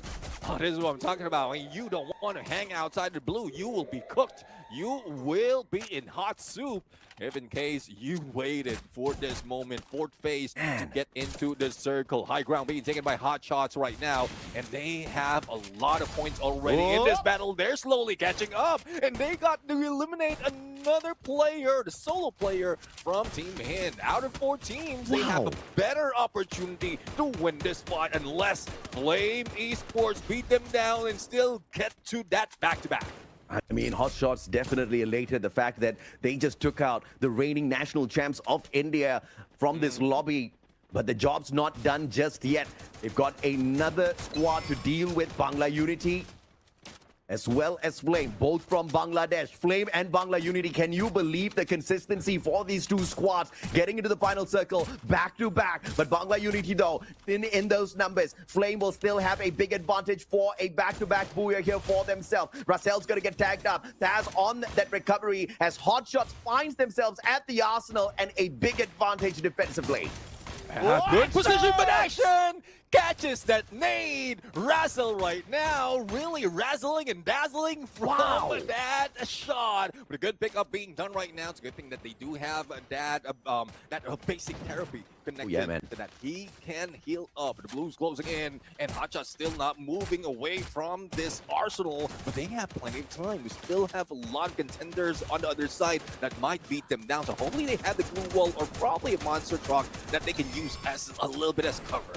Oh, you gotta love the recovery of Hotshots and the smartness of the players, that electrotherapy to recover the player that just got picked up. But Saj is now gonna get sprayed down as Hotshots goes for the rush up against Flame. They are outnumbered and they will get shut down one after the other. The squad taken out in the 4th spot, but I don't care. I love it. Hotshots showing us a version of themselves that we have not seen ever in our lives, casting for them. RNX Flame, Bangla Unity in that final circle. Can India get it done this time round, or will Flame walk away with the back-to-back booyah, or will Bangla Unity just be the third party in the battle between RNX and Flame? This is one of the most exciting final circles we've seen here in South Asia so far within the 3 seasons now.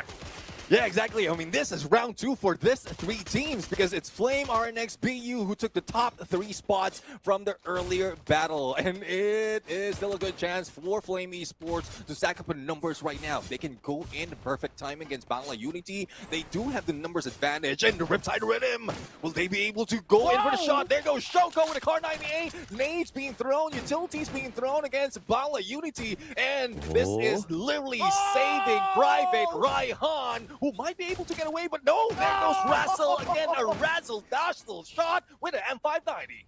But RNX not taking advantage of all of that chaos. And now here comes all of those ice grenades to force away the Team Flame to move towards the container area instead. And RNX using that opportunity to make those rotations. Azoic is going to have a big advantage here. Level 2 M24 and the Car 98 in hand. He switches around. Adib has got the M590 charged up already, but Azoic and Taz both putting them down. Flame burning up RNX. Shoko and Arman. Taz taking the fight straight up to Arman. Shoko provides no backup. Azoic gets him. And Flame back to back booyah for Bangladesh. Abitabo Tomaki Balopasi, Bangladesh. This is the heat. This is the action. This is the excitement that we are here for, Neptune. Yeah, really happy that there's no Booyah curse. They've forgotten about that. They're not really thinking about it. And it might have been slow from the beginning of that game, as Flame Esports are just a flicker, just an ember from the start of that fight. But as we see them travel, journey towards each phase of the circle, we can see that Flame really rise up. And towards the end, still getting that Booyah with massive elimination. No, I mean, this is so unbelievable, Neptune. You look at the way they move. You look at the way they strategize their way. I mean, first of all, finding the final circle, back-to-back games with such consistency is bloody mind-blowing. But finding these 2 games with big numbers in this South Asian lobby filled with monsters who can snuff you out, man, that's so impressive. And I've never seen Bangladesh play like this before. I am so excited to welcome Flame to this stage. This is the 2nd time they're coming through.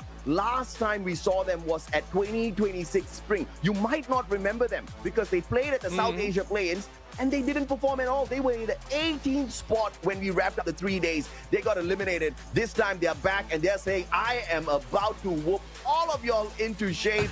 And my name is Azoic. Man, the sniper meta is benefiting it in a very big way. And I really love his positioning. I really love the decision-making of him and the whole squad. Overall, throughout the whole game, they've been shining there. Yeah, I'm really loving this side of Flame Esports. And I do believe that we pointed it out, or we tagged them as an underdog in this fight. And this is them pulling away from that script. They are not underdogs right now. They are becoming the big dogs. They are becoming the titans of this game. Another 30 bomber of a game coming from Flame Esports. Yenada nadakudinga. 32 points for Flame Esports. They whacked the bomb twice in a row. I am in disbelief. And I'm so excited. I'm so happy for Bangladesh. I'm so happy for Flame Esports. And I'm so glad that they are really making their dreams come through Free Fire, right? I mean, you see these regions growing season after season, and you can't just help feel so excited and proud of them, Neptune. Although we are not playing out there, but we've been a part of the journey for all of these regions, and it's good to see them stomp out there once in a while. RNX almost pulled it back for India this time around, though, but Flame was just not having it. They said, you can try later. Now is our time to shine. And believe it or not, if Flame pulls this off again, okay, and if we were in Champion Rush by some weird chance, all right, Flame Esports would have activated Champion Rush by game number 3. How insane is that?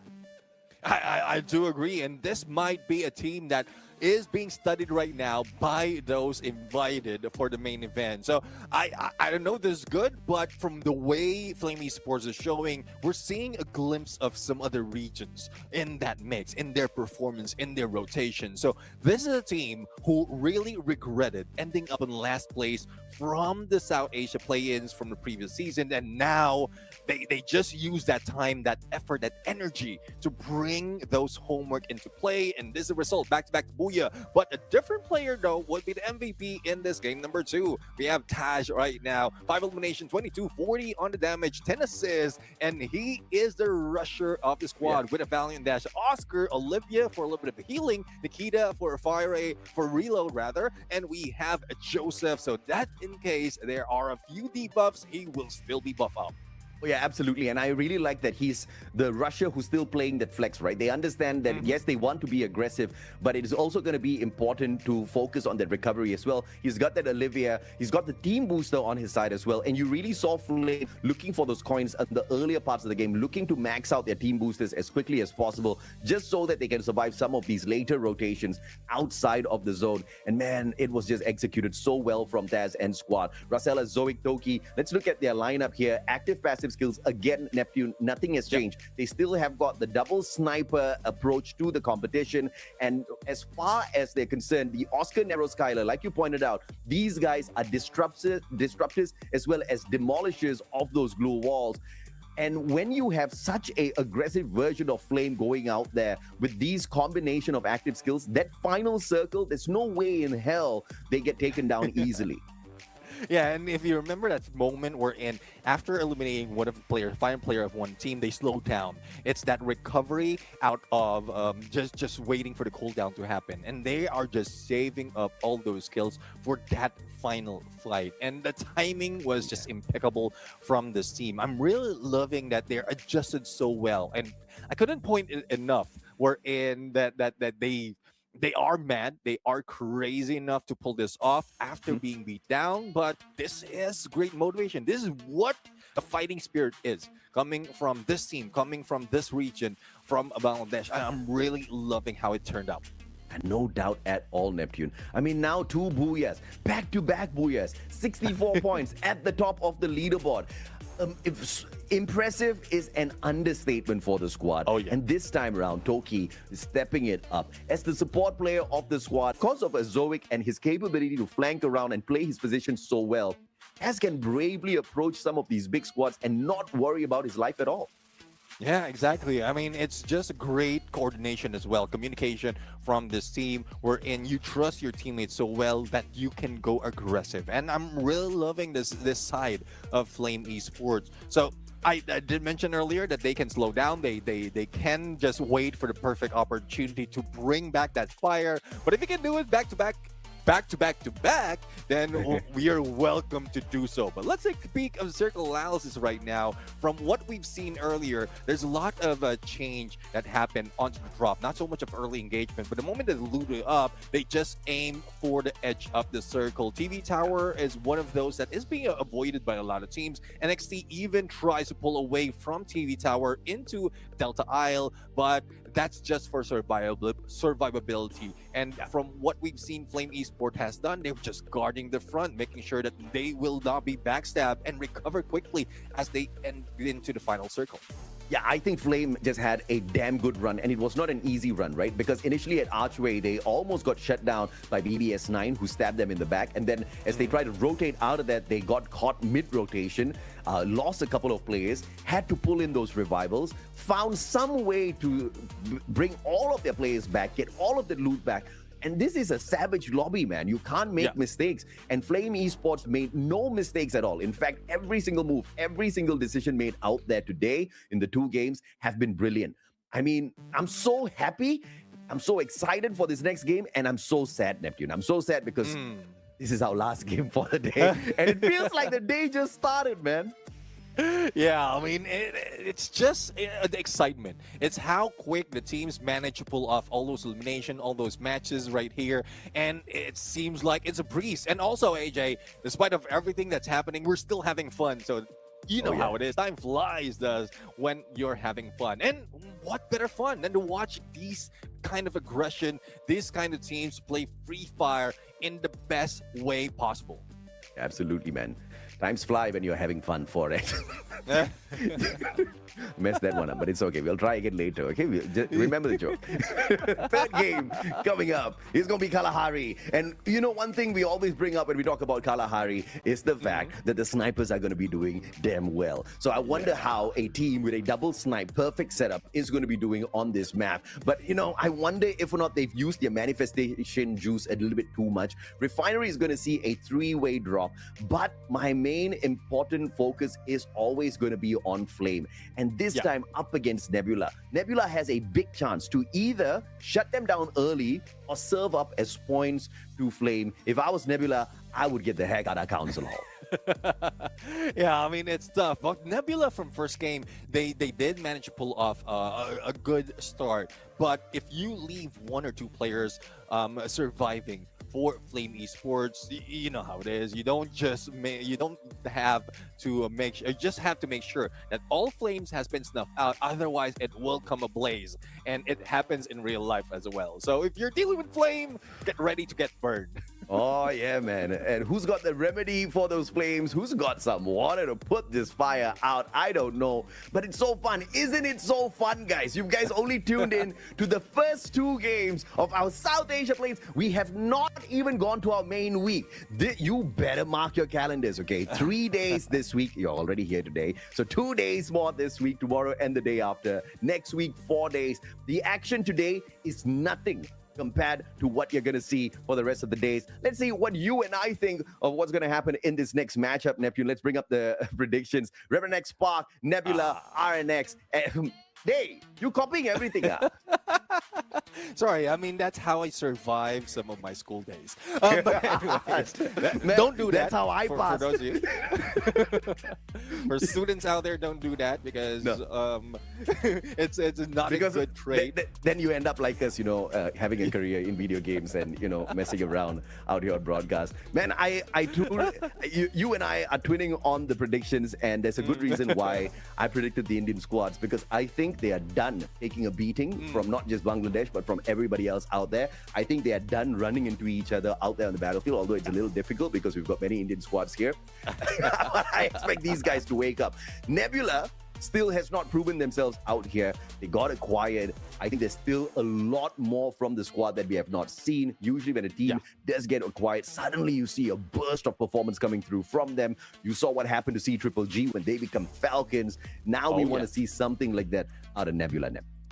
Yeah, I do agree. I mean, Nebula still have yet to see that final circle, but I'm really loving that they are bringing in the fire from the beginning of this game. I mean, already bringing in 24 points in this fight, halfway through out of the 12 teams that we have in this mix of Group A and B, but it will be getting tougher. If Flame Esports can continue their run with that, with aggression, with all that great tactics, especially in repositioning in final moments, in those perfect moments, then I think it would be even tougher. Because so far, I did mention before that Booyah has happened. Flame Esports, RNX, as well as Bangla Unity has 100% in the top 3 rate. Twice in a row, they ended in the top 3. So the other teams might be left behind because of that consistency.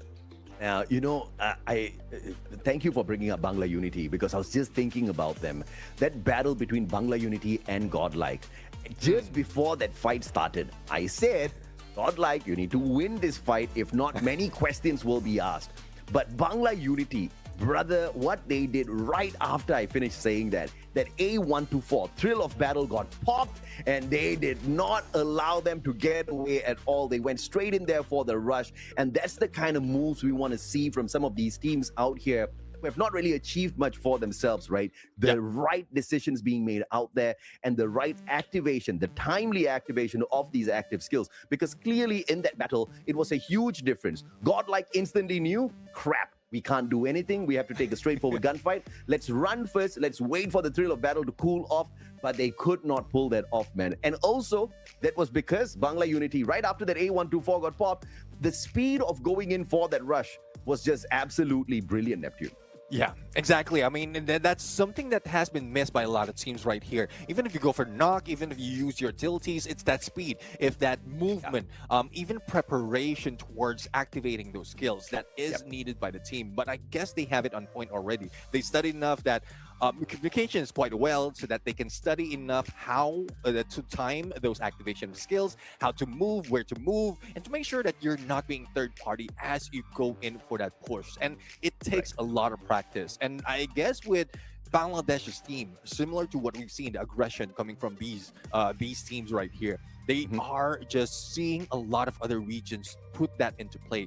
A lot has been fans of Southeast Asia, a lot of has been fans of other regions, even South Asia teams like those in India. So they understand what needs to be done if we see that kind of pattern showing up from their opponents. And that's just a lot of homework that has been done by the teams, a lot of mental capacity as well, other than mechanical skills. Yeah, Sihan and Raihan from Bangla Unity. I've got my eyes on you boys.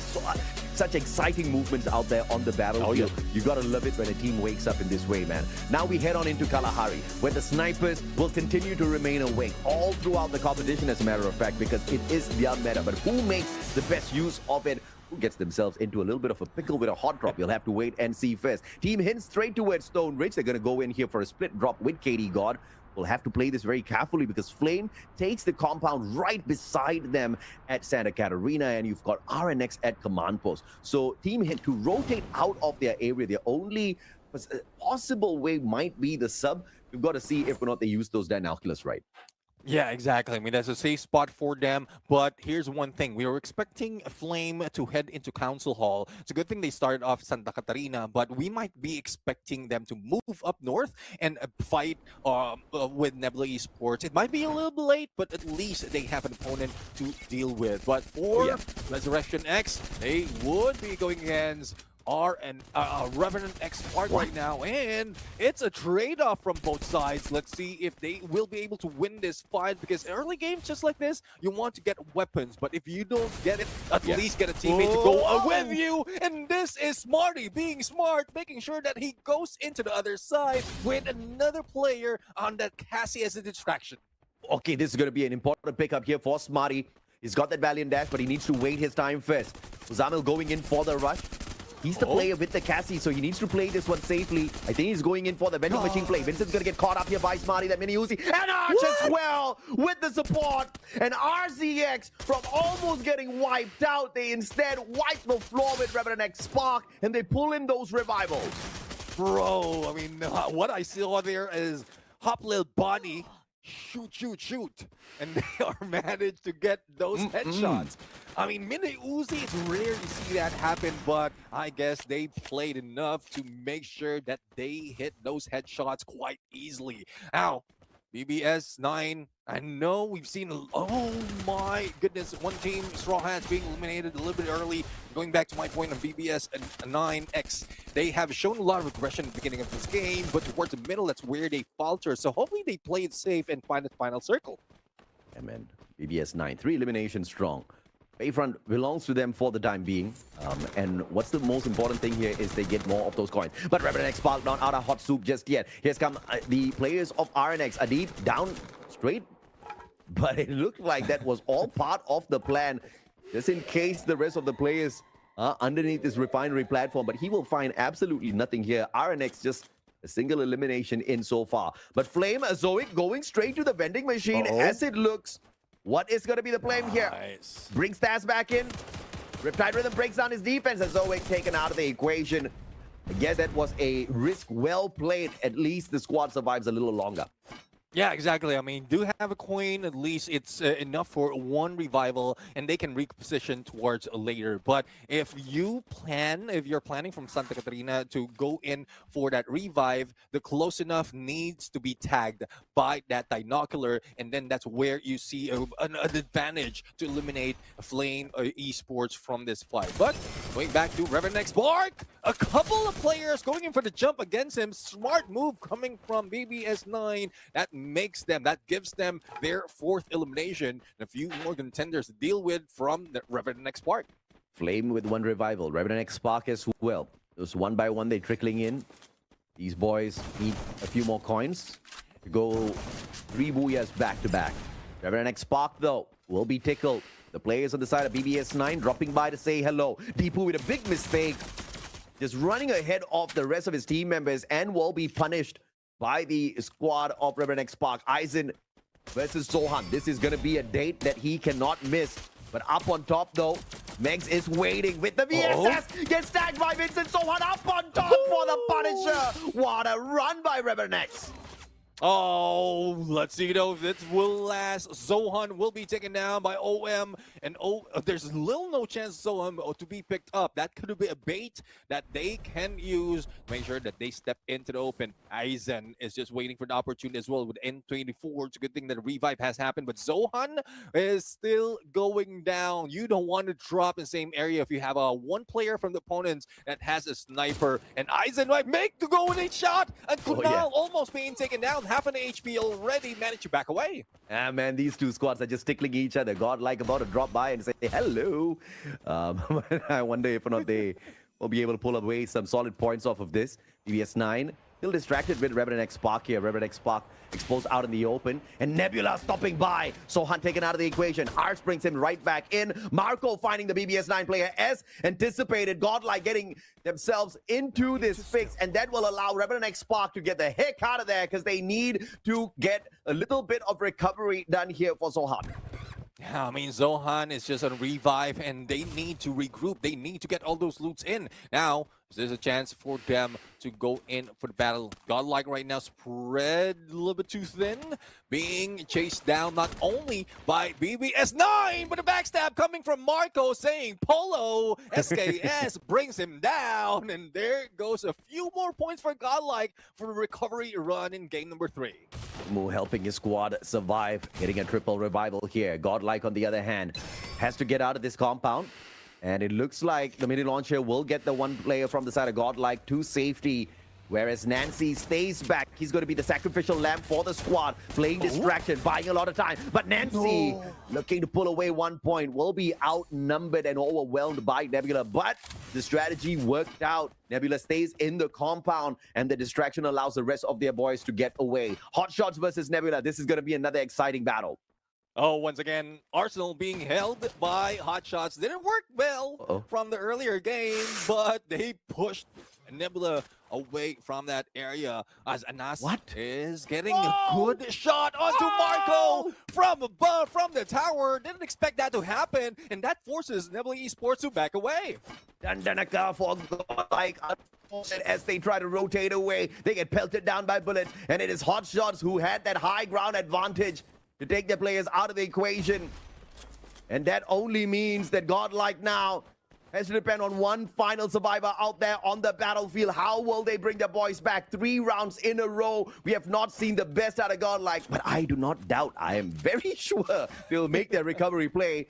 But the question is, when will they do that? In the final 3 games, or will it be on their second day of play? Eko, 100 coins, man, he's broke. Even if he finds a vending machine, he's not going to be able to do much, but he drives away from one pursuer towards potentially another. Nebula right in front of him. Echo with the fate of his squad in his hands. And the money not in his hands. It's a terrible spot to be in. And Echo out in the open! GodLike crashes out 17 points in 3 games. Fate doesn't save you that much if you don't have money in this game to revive your teammates. And Nebula Esports understood that. They just guarded that vending machine, making sure that even with a vehicle, they will they just needs to pull away from those tracks, and then they can shut him down. Even stepping away from that vehicle just was not enough for him to try and survive. But it's just unfortunate. GodLike been eliminated. So if I'm not mistaken, they're averaging or they're getting 7 points out of that game. So they have 17 points out of 3 games. Not enough really to bring them up. Quick math right there, Neptune. My math is mathing right now. Math is mathing right now. The funny thing is, the points are on the right-hand side of your screen. You pulled an uncle on me on the broadcast day. RNX Esports in a little bit of a pickle here. One of the players about to get sprayed down. The Riptide Rhythm breaks down their defenses, but the time turner will still keep them on their feet. But look at this, those glue walls being built up once again. And the players on the side of Revenant XSpark, they want to fight. Team Hit pelting them down. The battle, the civil war between the Indians kicks off once again. Oh, let's see though if they can get as much point as possible as they got in that purgatory round, because they were taken out a little bit early in Solara. Now, as the lightning zone will be triggered, will they be pushed away from this area, or will they just wait for perfect opportunity? Team Hind, well, they need to cross over onto the next phase of the circle, otherwise they will be cooked. It is now second going to third, and it's still a stalemate in Stone Ridge. Team Hind, Revenant XSpark, but here comes RNX, who will be knocking on their doors. A third party might happen, and they're the ones capitalizing on it. No, it's Team Hind, and only one remained for Revenant XSpark. The spark might be snuffed right now. Yeah, a wasted bolt maker there. Revenant XSpark calling for the lightning zone. But now Team Hind not out of the pickle just yet. RNX dropping by. Valiant dashing in. But they'll get sprayed down. Adib with a misplay. He only managed to pull Katie God away. Hassan looking for the revenge. Shoto will be taken down. Adib recovered. And this is RNX just stepping it up against Team Hind. Sahil Jat, the final one in a 1v3. Vending machine right outside. Does the man have enough money? That's the biggest question. Oh yeah, I mean, he needs to break down at least one, and he can recover. But A124 against him. He does have the A124, and it's still on cooldown. So let's see what he can do. But on the other side, it is Revenant XSpark who will be eliminated out of this fight as Team Hind tries to survive. Sahil Jad with his sliver of health remaining tries to go for the inhaler, and it's just a ring around the rosy. But RNX is sick and tired of it. Man, Sahil Jad almost pulled that one off, waiting for that cooldown to wear off from his A124 so that he can literally jump back into the thrill of battle. He did manage to pull one revival earlier on, and that's the only thing still keeping Team Hind in this lobby. Bloody hell, 3 games in, it has not cooled off just yet. This is just as exciting as that first match that we opened things up with. Aizen with a shot from afar, Flame losing Toki, and this is not a good time to be losing players, as these players are looking for that big rotation around the map. Oh, let's see though what rotation the teams is going to do right now. Third going to the fourth phases circle is starting to hurt. They need those inhalers. They need those boosts right now. But for Itachi, he's just regrouping for a Reza squad. But they will have BB.S9X in front of them going for the gatekeep. They do have a launch pad on them, but will they be able to land on a good spot? Pull out those glue walls in perfect timing. They need to pull it up. Otherwise, it would be GG for Rezurrection X. RZX looking for the reposition here. They've already lined up the launcher. It's all about timing here, Neptune. And they've got those team boosters activated already, so they're not too worried. Now RZX with the rotation, they were waiting for that circle to close in a little bit first. And a brilliantly well-calculated rotation and maneuver from RZX, giving them a safe little spot. Oh, but NBE finding Itachi. It is Tiger with the AWM. Those double knocks not finding the eliminations though. So RZX definitely finding those recovery. You're gonna have to cast off of the elimination feed by the looks of it. Oh, see though, we have Bangla Unity, Raihan with the Thompson, and he's still on the roll. And as quickly as that, they get that elimination. Not even 5 seconds. They time it quick. They time it perfectly, and they're not out just yet. But let's see how they survive the zone. Let's see how they survive the gatekeep, as well as Flame Esports having a look at everyone in this fight. Oh man, Flame, Zoic picked up in time. Shoko up against Razel. Shoko tried to slice and dice with the sight. Razel will lose half his HP. But it looks like Nebula's dropping by to say hello. Taz will be able to shoot Swaroop out of the air. But Blue under attack. Taz has got the advantage here with the Mag 7. But he gets capped by 3 players at the same time. Riptide Rhythm. Russell takes down their defenses, but now he's stuck all alone. Flame might have just bitten off too much. They can't chew. They will choke. And Nebula takes over the situation. Russell does manage to get one. But in a 3v1 situation, that's just not going to go the way of Russell. The other players, they do have enough coins, Neptune, but getting to the vending machine! It's gonna be the challenge! Shoko taking too long. His own sweet time gets punished. Hazoik looking for the revival. He gets punished by Patlu. Back-to-back action. It ain't stopping just yet. 2K coins lost from the hands of Hazoik, but he did get that knock. Well, let's see though if Nebula Esports can end this right now. There's little to no chance for Flame Esports to go in for that triple booyah, but they can go for survivability. Still top 3 would be their target. But we still have 8 teams remaining in this fight, making it difficult. Rather, let me count. Yes, that is, I believe, 8 teams in this fight, but it might be right now. I mean, I'm pulling up Uncle right now. My quick math is killing not me, bro. working. Now, we do apologize. Sometimes the internet connection just blurs out on our side. Oh, man, Team Hind crashing out once again. Tiger with a shot from afar. Bangla Unity this time getting pelted down by the bullets. The Indian squad's waking up. We did think that Nebula was going to step it up this time around, and they do exactly that. 13th elimination strong as they take Bangla Unity out of the equation. Let's see though, we have Rezurrection X who managed to resurrect their teams, and they are just biding their time, waiting for 3 more seconds as a zone inches towards them. Will they be able to make that flank? Will they be able to make those elimination count? But they are heading into the open right now, and Toki, well, I guess he was tired. The rest of the squad has made a lot already, so Toki of Flame Esports just want to rest. So let's leave him be for the moment. I mean, everybody needs a power nap once in a while, Neptune. You know, you understand. Sometimes when age catches up, man. Anas with a beautiful AWM shot from afar. This gets knocked down by the circle here. Resurrection needs a little bit of resurrection out there by the looks of it. Riz is not going to find that. Muzamil tagged up as well. Nebula doing really well, and Hotshots with their rotations, just keeping it calm, keeping it cool, staying out of the crosshairs of Nebula, and now will sit right under them. Nebula does not have a direct angle to work these shots off. Brilliant rotation by Anas to avoid those shots, and now they only need to worry about NXT, who are across them from the battlefield. Great shot from Zawurf. The moment that opponents jump, he gets that knock with AC-80. Now, let's see if Nebula will be able to continue this roll right here. Spark with a shot on the other side against Toki, and there goes Flame Esports, not even reaching the top 3 that we expect.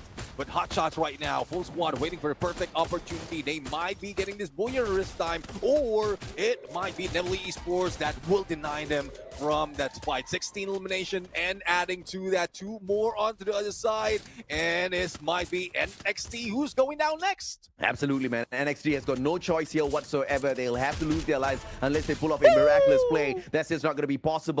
Patlu with the double elimination, double grenade follow up, and now Hotshots just using the timely rush, but the Valiant Dash will be wasted, and they have to eat a grenade instead. Very close to the circle, but now Hotshots will have the advantage as the circle moves their way. Sergeant with a woodpecker shot from afar finds the head. Swaroop's going to be in danger. Action, Strogon looking for the shot, but those glue walls pulled up perfectly. Swaroop breaking down the defense with his own Valiant Dash, but will be able to get away before Actions can take action out of that.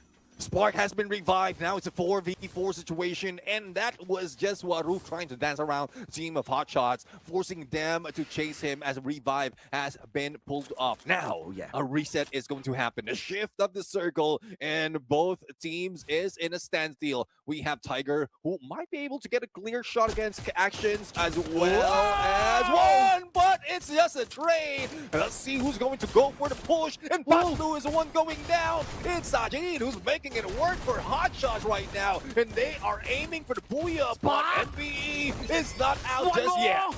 Spark one more. Can he get it? Yes, he can. Spark with the double. The survival play for the Nebula player. Keeping the numbers on the side of India. Can they find the final shot? Anas with the AWM won't be able to do anything. Nebula, as we requested, in fact, as we demanded, step up on the 3rd game for India. Oh, definitely, they will be stepping up from the 6th spot and above. There's a lot of teams who is aiming for that booyah, but Nebula did made it work. And I guess it does help them that Flame Esports didn't jump to where they initially intended to, making them recover quite well and also rack up a lot of those elimination until that final moment. But I'm really loving that Swaroop was just on point with the movement as well as the shots, because he's one of the saviors when I guess it's Spark who were knocked down, and if it wasn't for Spark, they won't be able to land that final shot. So it's just a trend that is happening, and Nebula Esports right now made it work. I see some trash talk coming through to Nebula Esports from the comment section, man. Some of them saying that, yeah, it's an easy lobby. Man, you should try to play in this lobby before you talk about this lobby.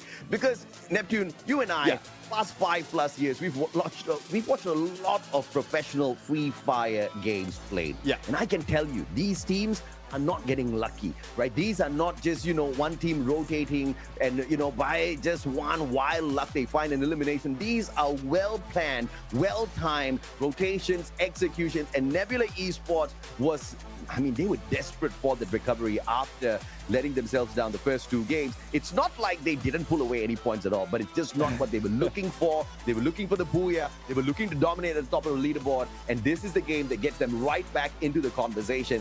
For me, it feels like the end of the day because it's the end of my cast, right, at the end of the game 3. But for Nebula, they've got 3 more games to go. They've still got a big opportunity in front of them to climb over the Bangladeshi squads who had already stomped the grounds earlier on. Yeah, I do agree. When they were GG Instincts before they were acquired by Nebula, they really were showing this kind of aggression overall. It's just the consistency that we need to find from them. But it's a good thing that they started this slow because they have a good chance of finding their rhythm. They find their rotation quite well, and you can even see that in the final moment against Hotshots. They backed away in the perfect timing, and then they positioned themselves, despite of Hotshots being aggressive from a distance, they position themselves that they can bait them in and get this booyah. Man, don't look at GodLike, okay? Everybody don't look at GodLike, look at Nebula.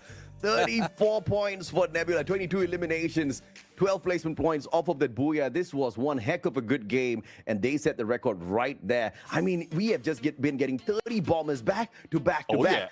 How amazing, how exciting is this lobby? Hotshots with their recovery play here with the 20 as well. RNX stepping it up. RZX, although they got eliminated with not too many eliminations on their, too many points on their side, they still did have a decent run towards these final few circles, which is fantastic for them. Flame could not walk away with the booyah this time round. Here in Kalahari, towards that final circle, it was just way too open. These rotations were getting cut down by Hotshots, by RNX, Nebula within that final circle net. Yeah, that's one tough thing about Kalahari because you don't have that much of hiding space and you have plenty of snipers already waiting for you. So even if you have the hook guns, even if you have the vehicle, we've seen that earlier from Team Hind, even if you have those launch pad, you can still be targeted. But Swaroop, as a rusher of the squad wearing an AC-80, it just shows that they're adapting to the meta right now. Up close and personal, he does have an M590, if not a Mag 7, but 8 elimination, 4,600 on a damage, and assist of 7. And Valiant Dash, JB, Joseph, Nikita, and that was very crucial to have that Joseph, especially as everyone is trying to pull off that A124 in these fights. Swaroop basically means true essence or inherent nature. This guy is the inherent nature of a rusher. You look at his active skills, look at his passive skills. He's built like a tank with the J-Beams and Joseph, and the Valiant Dash on his side just makes him so unpredictable out there on the battlefield. He's got the Nikita as well to slow down your recovery, and on top of that, just make sure he's always on the ball with those reloads, right? The Oscar A124 Chrono Mars. This looks like a very balanced lineup of active skills on the side of Nebula. They clearly were not looking to be very aggressive, but if in case they do get into a battle, that A124 is what is going to be their clutch to get out of that sticky situation. And I feel like Patlu executed the timings of the thrill of battle very well in this game now. Yeah, I do agree. What I'm seeing out this is you have Tiger who goes in for a flank, get information. The moment that they have that information, we have both Swaroop and Patlu who gets in the front line. If in case they need a little bit help, there's Spark who can save them. But in most instances, when the timing of that A124 together with a Valiant Dash has been put into play by Nebula Esports, there's really no need for that time turner. It's more of the recovery after they go in and win that fight. Oh, yeah, absolutely, man. And it's actually very funny because Patlu is usually what you call people when you want to say they're thin, they're wise, they're clever. And he's definitely one of those guys who's calling the shots in those fights, right? Because as the player that's playing that A124, you definitely need to know, let the rest of your team members know what's the timing for the rushes. And this guy definitely had the brains for it. 5 eliminations out of Patlu, 8 for Swaroop, 4 for Tiger, 5 for Spark. Man, they were having fun in this game, Neptune. Everybody throwing in their F-wins. And of course, the biggest damage coming out of Swaroop, the sniper of the squad, 7 assists, 11 knockouts. He had a grand game this time round to play recovery for Nebula. Yeah, I do agree. I mean, there's a lot of battle that they encountered in there from their drop to the northern east start of the map, and we're going to see that in a bit as well. So rotation of how well Nebula managed to play it this time around. So they dropped into Council Hall, or confinement rather. They could have meet up with Hotshots. They tried to go for the chase, but they were a little bit slow. But on their approach, though, that's where they saw most of the teams in their path. And they haven't even gotten in the center of circle. There's a lot of elimination already being brought in by Nebula Esports. It's crazy, man, because remember we were saying Nebula should not drop at Council Hall because that's where Flame was thinking of going. And Flame just changed their mind. They went towards, I think, Mammoth or the sub, but either way, they didn't go and hunt down Nebula. And can you imagine what would have happened to Nebula in this game if that initial encounter had happened? I mean, no way of telling how that could have gone. We would have to go into the multiverse of Free Fire to find that out. But either way, it was a great recovery game for them. In every circle, they had some action. In every circle, they had some numbers to pick up, which gave them, which gifted them the 34 bomber. This is what we want, Neptune. And I'm so happy to see that nobody's dropping the ball. I mean, granted, we've got teams who are not really picking up a lot of points down at the bottom, but I've got faith in those teams, right? Who are these teams? You're talking about teams like GodLike. You're talking about teams like Revenant XSpark. I mean, they can find the spark just like that and climb the leaderboard. I'm not too worried at all. We've got 12 games at the end of the day for them to find the qualifier. Yeah, hopefully in this part of the competition we're in, there's plenty of information to gather. In the first half, there's still a lot that they can do, and this is just a warm-up for them. So the second half might be where they pop off, and the gap is not that far from the rest of the squad. So hopefully they will be able to recover because Flame Esports, as well as Nebula Esports, is trying to run away with it on the top of the world. Absolutely, man. Neptune, it has been an absolute pleasure casting these first 2.5 games with you. 2.25 games with you. But I'm very sad. Neptune and I will have to sign off now. But we do promise you we've got even better talents coming to the desk in a little bit. We've got Crips and Lucifer jumping on to take our spots for the final 3 games of the day, Nep. Yeah, we're going to go for a quick break. When we return, the battle continues in this fight. So make sure that you follow and make sure that you don't go away because we'll be right back for more Free Fire action.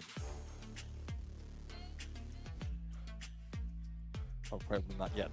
Oh, but okay, all right. Sometimes we just want to take a break, man. But it looks like just like the teams out there, Neptune, who don't want to take a break just yet. We've got a few more minutes to clock in here as well. You know, one of the things that I've actually been very surprised about is the fact that Straw Hats, a team that was invited directly to our main week last time round at Spring, they, of course, did not become champions of Nepal this time around. They had to play the play-ins, and they're not really waking up in the competition just yet. I'm wondering if or not we're going to see a little bit more from them, and overall more from the Nepali squads. We'll have to find out after a quick short break. This time, it's a serious one. Crips and Lucifer will welcome you guys later on. We'll catch you guys tomorrow.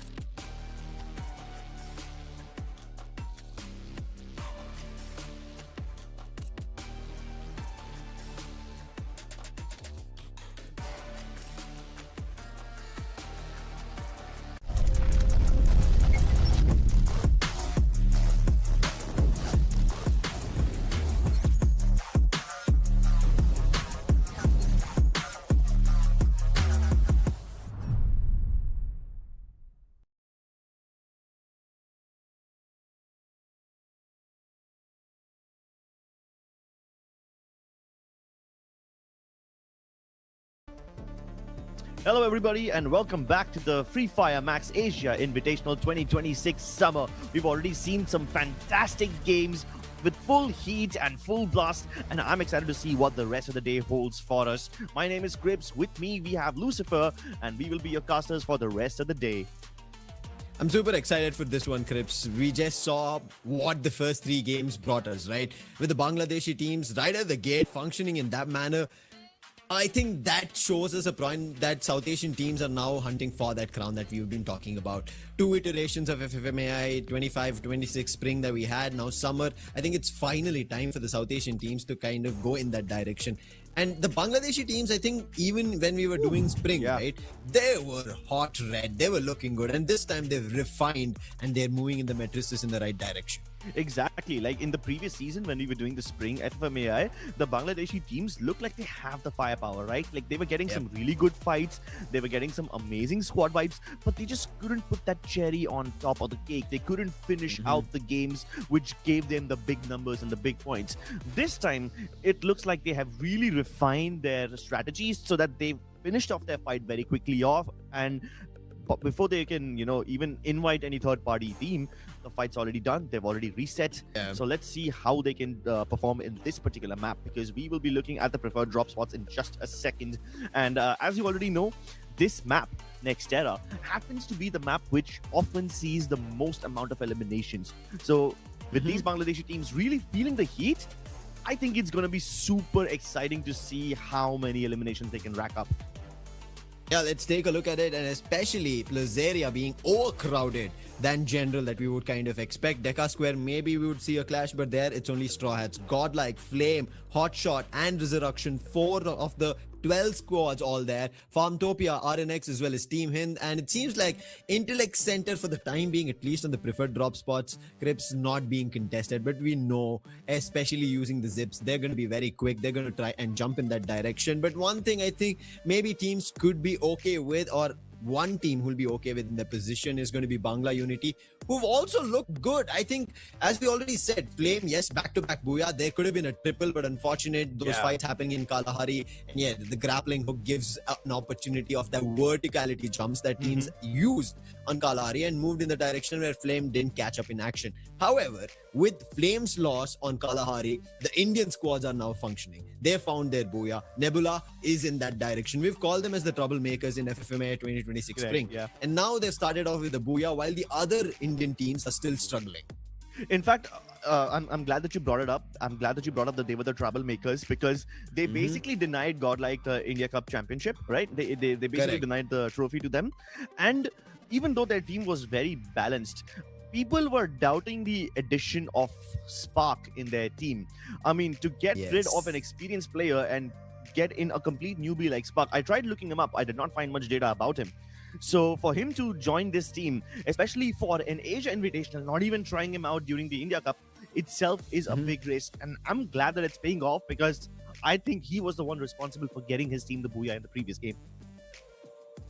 Indeed, I think with Spark bringing that essence for Nebula Esports, let's take a look at what we've predicted for this ongoing game. That's going to be Next Era, and I can see predictions from you at RNX, Team Hind, and Flame Esports. 2 names in synonymous that we've predicted is going to be Flame and RNX. And on the other end, I feel like Hotshot, because compared to the spring run, right, Hotshots had, yes, they were invited there, but right as now, Actions looks in good form with his teammates. In spring, it was him all alone finding those eliminations. It was getting tough. It was a big burden for him to bear. But right now, it seems his teammates are giving him enough energy that they need to find a lot more eliminations in total. I need to disagree over here. I think only Anas has stepped up so far. The remaining 2 still need to prove their worth. I mean, they've been rotating really well. Yeah, their macro game is really good. But when it comes to the micro, like, double peeking together or just trading each other out, I feel like Action and Anas are in good sync. But the other 2 teammates, I don't think that they are just on that level yet. Maybe it's just a bad day, but yep, you're right. There definitely has been an improvement in this team, because Actions doesn't have to lift all the weight alone as of now. So that, I think, is a very good opportunity. However, I kind of feel like they are not the only team that's not in full sync. I want to talk about RNX, because they managed to get to the 2nd place twice. And both the times they lost only against the same team. They lost to Flames Esports. Now, the fact that you can get into the top 2 with all 4 of your players alive, which means your macro game, your overall decision making is spot on. But in the final fight where it matters the most, if your micro falls apart, if you can't peak alongside with each other and you can't provide each other backup, then that's a big problem. And if you don't fix that, you will just be stuck on the second place again and again and again while Flame continues to run away with the booyahs. I think that's what is happening to majority of the squads in the South Asia Plains. Comparing it to Spring, right? I'm a tad bit surprised to see teams kind of having trouble, whereas in the South Asia Plains in Spring, every team was functioning. There were everybody fighting for that top 8 position. There was not one team that we could exclude. Yes, there were maps and games where teams did have bad days and bad games. However, that was not a continuation till the very end. But right as now in summer, and I think Neptune, as rightfully as he opened, he mentioned it's going to be a boom, and it has been. It's been a boom, a kaplav to many of the teams who've not been used to this lobby, or not been, maybe I would say that they've been keeping their toes matching with these other players. And that is one of the reasons everybody else is running ahead of this race. If this is a 100 meters race, at least 80 meters is kind of from the top 4 teams covered so far, and everybody else is still figuring out the catch up. But in Kalahari, most of them moved in that direction. They've understood. Now that we move to game number 4, halfway done, this is a new start, a new comeback, but it's on next era, which enables the highest of eliminations. Let's go, ladies and gentlemen. The most aggressive map of the day is here on your screens. Put it together for game number 4 next era. The playing path starts right between Rustown and Mudside and goes all the way up towards Museum. I'm expecting some hot drops over here in Decker Square because I see BB.S9 and Straw Hats heading in the direction. But wait a second, Straw Hats actually are going for a split drop. They will send a couple of their players to Boxing Gym, and the others are going towards the Arsenal right next to Boxing Gym. GodLike surprisingly uncontested in Decker Square. I really expected somebody else to fight them alongside the GodLike players in Decker Square, but okay, I guess that won't be happening now. But I already see some bullets flying in Mudsides. It's BB.S9 alongside, if I'm not wrong, Hotshot. We will find out later who they are. But for now, in Farmtopia, we got RNX taking on Straw Hats. And RNX have been looking for their booyah. I hope they don't get eliminated very early on over here. Otherwise, it will be a very, very disappointing start.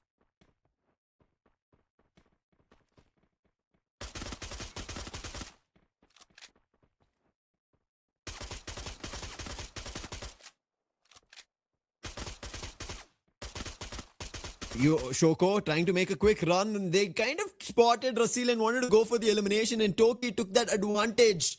That is trouble now. And RNX, you were just talking about them, that they're trying to look forward to their booyah. They've made it to the top of the game in the initial start. But as of now, they failed again. Another opportunity lost. But on the other end, you mentioned this. BB.S9X Esports fighting with Hotshots at Mudside. It seems like Hotshots, they've found the opening with one elimination. But the players from BB.S9X, they're running around, making sure that they don't give a clear angle for this fight head on. Oh my goodness. Hotshots. Can they actually keep up with this one?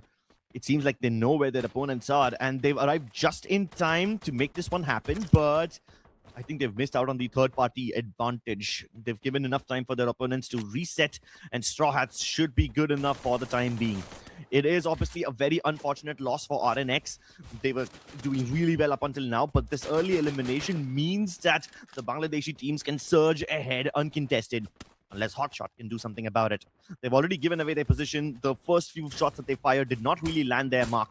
Meanwhile, in Mudside, you have a third-party situation developing yet again. Straw Hats are now fighting BB.S9, and you go there. Shocked and Who, both of them getting an elimination each. BB.S9 suffering some early losses, but luckily they've got the vending machine control, so Aizen can just put his teammates back in life. Oh, he just runs right past him across the door, and he's like, okay, cool, you go ahead. I'm going to go back to the vending machine. I know Straw Hats are going to try to res again, but nil, he captures the vending machine and takes down Aizen. He's in control of this POI for now. The shorties have been not working. The M1887 trying to find value over there, and BB.S9 had an opportunity to fight it out. We spoke about it as well, but Mudside cleared out. Straw Hats had this opportunity. They pick up the elimination. It seems like Rezurrection, the losses that RNX faced, there seems to be right now a convergence that's happening with Flame as well as Rezurrection fighting out with each other in that same position. And it seems like Flame, they're the ones who are picking it up. Muzamil, that's another elimination. And Rezurrection, while they want to recover here at Plazaria, the players are scattered all across the place. Whereas Flame Esports, they are playing together. Itachi in trouble. He's at the position where Rasil was initially knocked, but they did recover him. And now what does Itachi do? His teammates are far, nobody to cover, and if Flame have an opportunity of a launch pad and make a jump here, it could be them finding this opening, not Itachi. Yeah, but for now, Itachi has already given away the position, and There they don't you even go. need the launch pad. They find the opportunity anyway, and that's another free elimination. They also see Marco flying in towards this exact spot, so maybe another piece of meat on the menu for them. But we'll see whether or not he actually gets taken down. Meanwhile, Revenant XSpark fighting off against NXT. The time runner deployed really well. Sohan wins the close range duel. The rest of his teammates are not anywhere close, and NXT are in quite a lot of trouble. Meanwhile, you have another team, NXT, that could take advantage of. Revenant XSpark have lost Arsh, and that was not against NXT. So Revenant XSpark really need to reconsider their choices about how split they are, because Vincent can provide them cover from on top, but if they extend too far ahead, then Sohan and Kunal will be on their own. Revenant XSpark, while we saw them in spring, there's been a change in lineup, and it seems like that lineup has not given them complete value as of now, Vincent. That's okay, a little bit of a topple. Thankfully, there was no opponent to completely topple you out, but right now, GodLike, they have a opportunity that they are losing. That's going to be a fight against Flame, and Flame have been looking really good in every fight they've been taking. And if this continues, it could be another team being wiped by Flame Esports. Players are being spotted. They're keeping that control as Arsenal being their stronghold, and it's working out. But Taj, he's a little further away from his teammates. While his teammates are taking the bridge across, it seems like Taj is just buying time for them. They make the run across, and Echo does try to spot that out, but the teammates who are taking the bridge course, they've been also spotted. Toki, big damage done on him. Lightning zone as well, and Nancy will not spare him. That is an elimination grabbed, and GodLike finally start making sure that the opponents pay for the damage they did. Yeah, but can they make them pay enough? Can they collect enough tax to make up for the lost opportunities in the first three games rather, because even the previous game was not that good for GodLike Esports. Even Revenant XSpark are trying to climb up the ranks by getting eliminations. Oh my god, now they're fighting against Bangla Unity.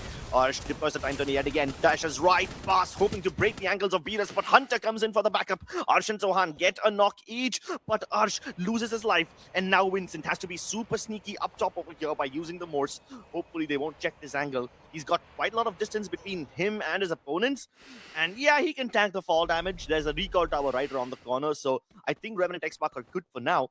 But there was a moment where I was concerned, because Revenant XSpark were fighting NXT and Bangla Unity, and they were also taking shots against the Flame Esports members. So that's way too much heat to handle at once.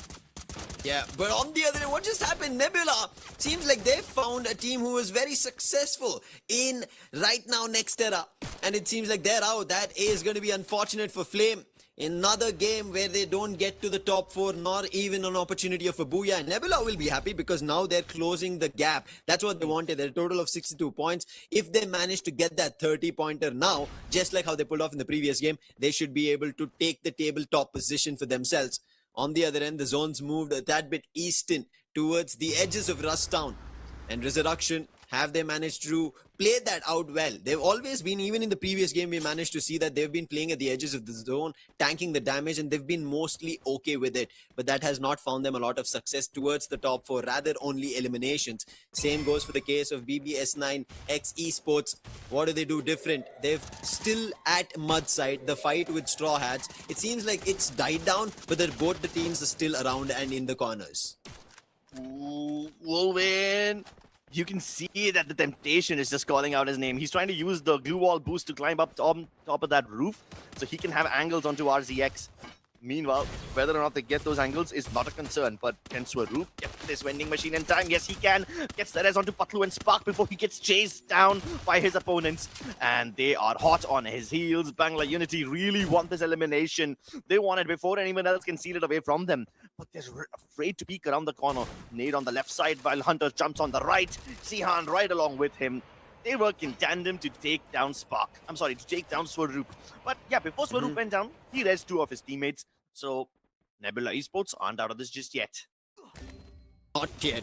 Nebula did have a little bit of a casualty, but still managed to somehow recover. On the other end, can NXT do it? Hotshots on top of them, trying to fight it out. Wild Fox with the chrono being used, but it's not going to help. It's going to be an exchange only, but it seems like there is. Hemu, as that captain, comes into play, provides cover fire, and it works out. Now, Hotshots, they're in trouble. They've lost the players in the blink of an eye, and Ash is on the other edge of the roof. One player, that's going to be Sajid. Can he do something different? Thankfully, it seems like one of his teammates are in the other direction, so there should be an opportunity for a revive for Hotshots as well.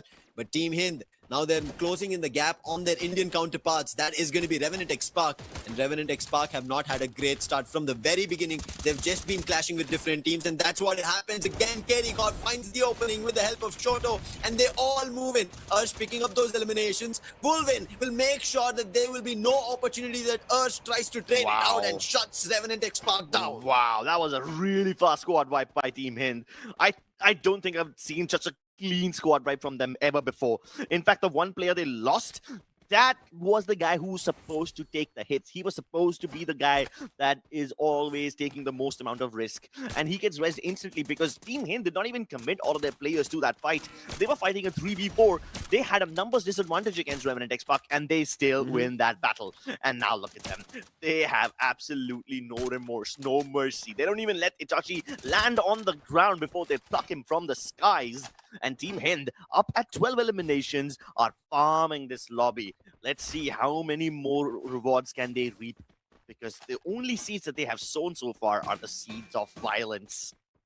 Yeah, so far it's been Hind, and 10 eliminations, make it 12. They grab the last one and it pushes them even further. This is going to be them finally popping off. An expectation that is being set by the Indian champs should be something that they deliver like this. And KD God goes in for another Ash, completely unexpected, bamboozled.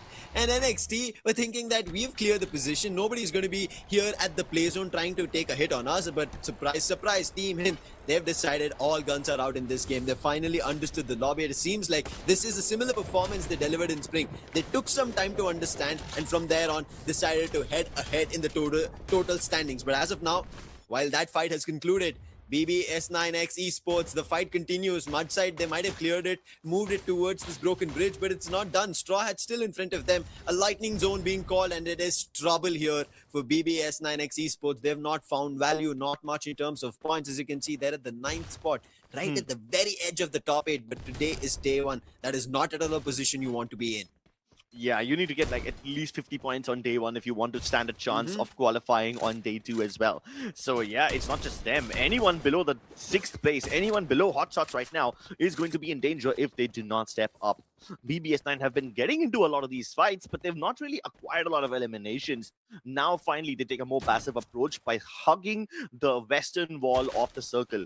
Hotshots are doing something similar. They're hugging the southwestern wall, just a little outside of Boxing Gym, just few steps away from GodLike Esports. But hold up, GodLike already takes shots at BB.S9, and at the same time, they know that Hotshots can target them at any given moment. So GodLike really need to put some long-range pressure onto both these teams if they want to maintain their space. Because if any of them close in the distance, it would be trouble. And just as I say that, Lucifer, Hotshots try to close in the distance. Marco takes down Leo. BB.S9, they're also shooting at Hotshots. They take down one more player from Hotshots and make it easier for GodLike. Anas is the only one that crosses through. But will GodLike jump down onto the lower floor to hunt him down? That's the big question here. It is. Right as now, Hotshots, this doesn't seem like an approach they thought would work out completely in their favor. They kind of gambled upon this position and play. They thought maybe they could take down GodLike, but GodLike, always in a stronghold, have been able to hold themselves up. The last man who was prone will be finally sorted out as well, and that is going to be Hotshots who will be put to rest. And this is going to be good for the viewers and the fans of GodLike, because this game, they've picked up 9 eliminations. They've not at all been having good games so far, but game number 4 seems like it could work out. However, a little bit of a hit that BB.S9 took pushes GodLike to a little bit of a cautionary stance, because if they mess up right now after getting 9 eliminations, it could be problem. Next era is where you want to make a comeback. We spoke about it. Eliminations across the board, but elimination is something KD God doesn't stop on. He picks one more. This guy is unbelievable at this point, and this is the elimination. KD God, I'm not sure how he found this. This man was prone. Oh, now we see. Wait, what? Okay, they get the hit. Nebula Esports putting an end to a couple of players of Straw Hats. I think there was one more player from Straw Hats who was picked up by KD God from Team Hind. Yeah, but Straw Hats still have the 3 players alive, so I think it's fine. The bigger problem here is going to be NXT, because you have Sabo hiding right underneath the noses of BB.S9. Oh my god, RZX almost losing all their players. That nade was amazing. Sahil Jat, he's been known to throw some really good nades. Maybe he says Kobe before he throws it.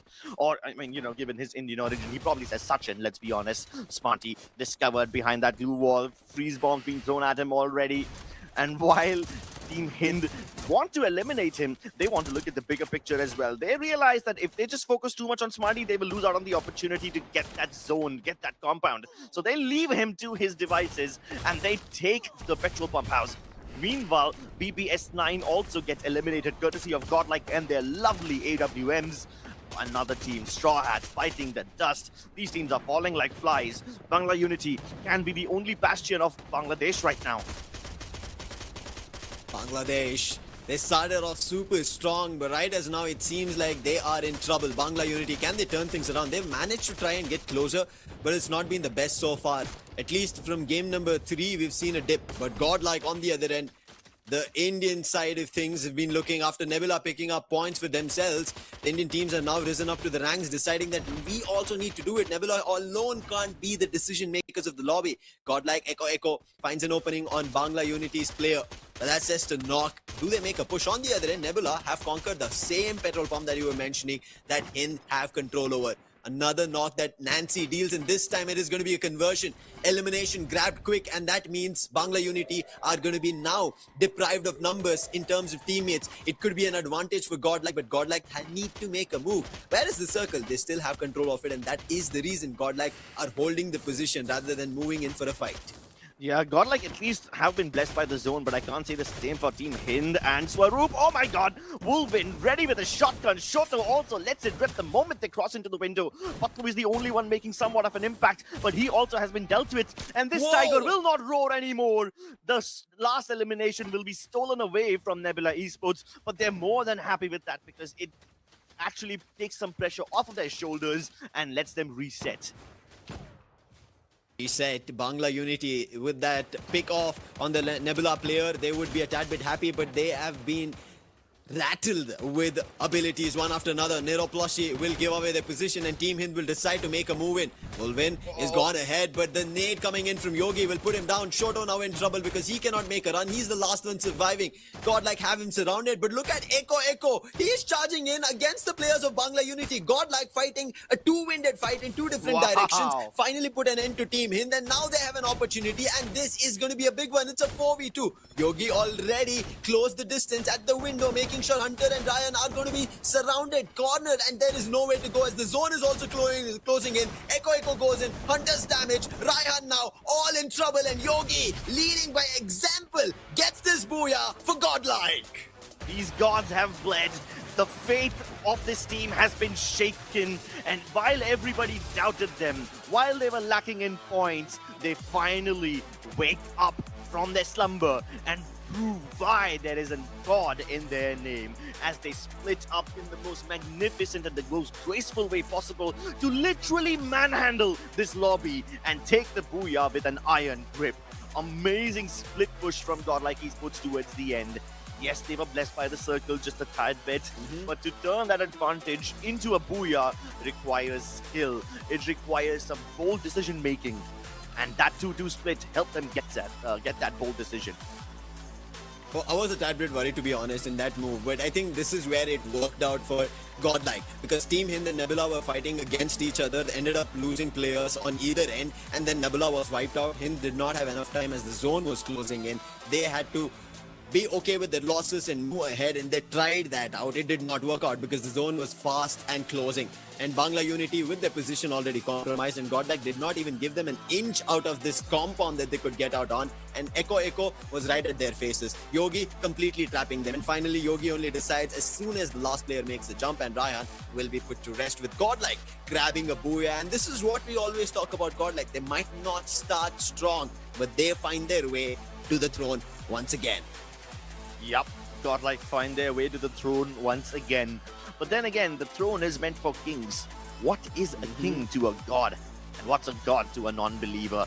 That's the question that needs to be asked, because GodLike, they might have just won this particular game, but I cannot say that they've been consistent so far. And while this will help them get out of the bottom of the barrel, it doesn't put them anywhere close to the top, and they will still have to claw their way into the top 8 if they want to stand a chance. Yeah, this is just the start. As you also mentioned, they have to put every nook and cranny nail down, and they need to make sure they climb up the ranks as fast as possible, and especially pulling off a 30 bomber. And so far, all the games that we've witnessed from the very start, game number 1 till now game number 4, every team has managed to acquire minimum of 30 points, and that still stands continuing in fashion. 31 points for GodLike, 19 eliminations with Team Hind. They were supposed to be the ones who could have had an opportunity to pull off even a bigger booyah. Unfortunate, the zone was closing and they had a fight and an obstacle of one end Nebula, on the other end Bangla Unity. But you have to give credits to Bangla Unity. They make it to the top 3 as well with a total of 19 points. Nebula fall a tad bit short. They had an opportunity to get towards the basis of top 1 after Flame going out with only 8 points in this game. However, RNX, I think that's the biggest disappointment here, Crips, that we both had them in our predictions, but they did not even get a slight nudge here on Nextera. Yeah, a complete crash out for RNX over here after they've been doing really well in the first 3 games. Even Flame Esports, for that matter, they crashed out a bit early, but they don't need to worry. They're literally sitting on top, and there's quite a lot of buffer between them and the second place team. And even when they went out quite early, 8 eliminations is nothing to scoff at, right? They are still much better off than a lot of other teams who are already in the top 6. That being said, though, Team Hind and GodLike, this was an important game for both of them, because now they can finally start climbing their way up. At least Team Hind was in the upper half of the score table before this game, and now they will take a jump above into the top 3. So now they're almost tied up with Nebula Esports. And there's still quite a lot of gap between Team Hind and Bangla Unity, because, you know, they're at 72 and Bangla Unity at 63. But then the point difference between Bangla Unity and RNX was minimal before this game. And now look at the staggering difference. RNX are 9 points behind Bangla Unity simply because they had one bad game. That shows you how brutal this lobby is. Even Hotshot Esports, they've been having some average games so far. And I think they are at the most neutral position right now. True neutral at 53 points and at the center of the table. But GodLike, they needed a booyah just to get into the 7th spot. They shouldn't be struggling so much, even if they're winning games. As you said, yes, how tough this lobby has been on every player, but finally somebody stands tall to it, and it has to be Nancy, right? We know this man from far too long. He's been doing this for GodLike, and I think somewhere it has to start for GodLike, and he's the one who rallies the whole front, and then Yogi gets full confidence. That is where GodLike comes together as a squad. 6 eliminations in his name, but the damage is what it speaks. 4,456 coming in his play. And on top of it, him having a KC, now again playing for survivability, plus with the Thiva and Nikita with him to just make sure that one end he's going to quickly revive his teammates up with the KC, which is already there, electrotherapy, but also having Joseph, that in case somebody tries to disrupt his play and action, he's going to be not worried about it. He'll still charge in the opponent's face.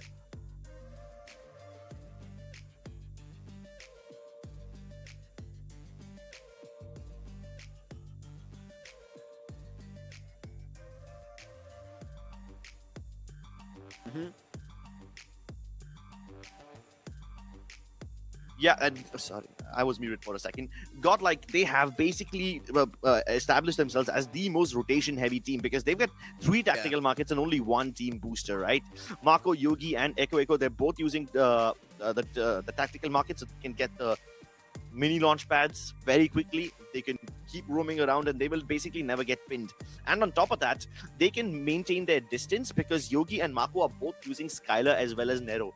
Those are active abilities which you will see in the hands of snipers very often. So they are responsible for keeping the opponents away from them. And if at all anyone gets close, Echo, while he's being called the rusher, and while he's being called the support player, he's actually using one of the dashing abilities. So he can get up there and use the movement to his advantage. While Nancy, even though he's being called the sniper, he's actually using Cassie, which is a heal ability. So they don't really adhere to these rules. Echo might be called a support player, but he really isn't. So that shows you how well and how versatile this godlike composition has been. And which is why they've been doing so well. If you look at the circle analysis, they were literally all over the map. We started off with an early drop into Deca Square for that godlike team, but look at that. They went all the way up towards Farmtopia. They almost went towards Intellect Center as well. And then look at that. They went towards Boxing Gym. I'm literally having trouble tracking godlike on the mini-map over here because they're moving so much. Yeah. While you're talking about it, I'm still trying to figure out where they've made a jump towards, and that's how Godlike have been. I think the position that became a lot more comfortable for Godlike was the fight that they had with Hotshots. That is where they decided, hey, now we have control of things. And from that position that they've gotten at the edge of Boxing Gym, they barely moved because every other team was at the extremity of the edge of the circle. That gave them the advantage, and that is the reason by the end of Circle 6, they were able to get themselves the booyah. But I think the biggest decision that kind of worked out in their favor was that initial drop change that they did from Placeria, which we saw in the preferred drop spot, and making their way towards Deca Square. And I'm surprised, Deca Square is where we see a lot of action. Right from the get-go at the drop, there was no fight. There was fight at Mudside we spoke about. There was one more somewhere in between that we even talked about. And from there, it never happened that we saw a fight which could completely unfold at Deca Square. I think there was an instance where Team Hind came there and an NXT fight will happen. That is all. But other than that, not much in terms of that vicinity. But moving towards the next game, finally, after all that action, Crips, we move towards Bermuda, making teams a tad bit comfortable now. They were all chaotic, very restless, anxiety on the highest peak for them. But now going towards Bermuda, hopefully their nerves will calm down. I don't think so, bro. See, you said anxiety on the highest peak. And look at that little cluster of teams on peak. My anxiety is going up high over here. There's 4 teams who claim that they're going to go towards peak. We know for a fact that Hotshots will drop towards peak, maybe even take a split drop towards peak in Kota Tua. We know that Godlike will stick to peak. They are not going to run away. Maybe NXT will split drop between Bhima Shakti Strip and peak. We never know. Maybe they might change their mind and contest everybody over here. So where does that leave BB.S9? Where does that leave them?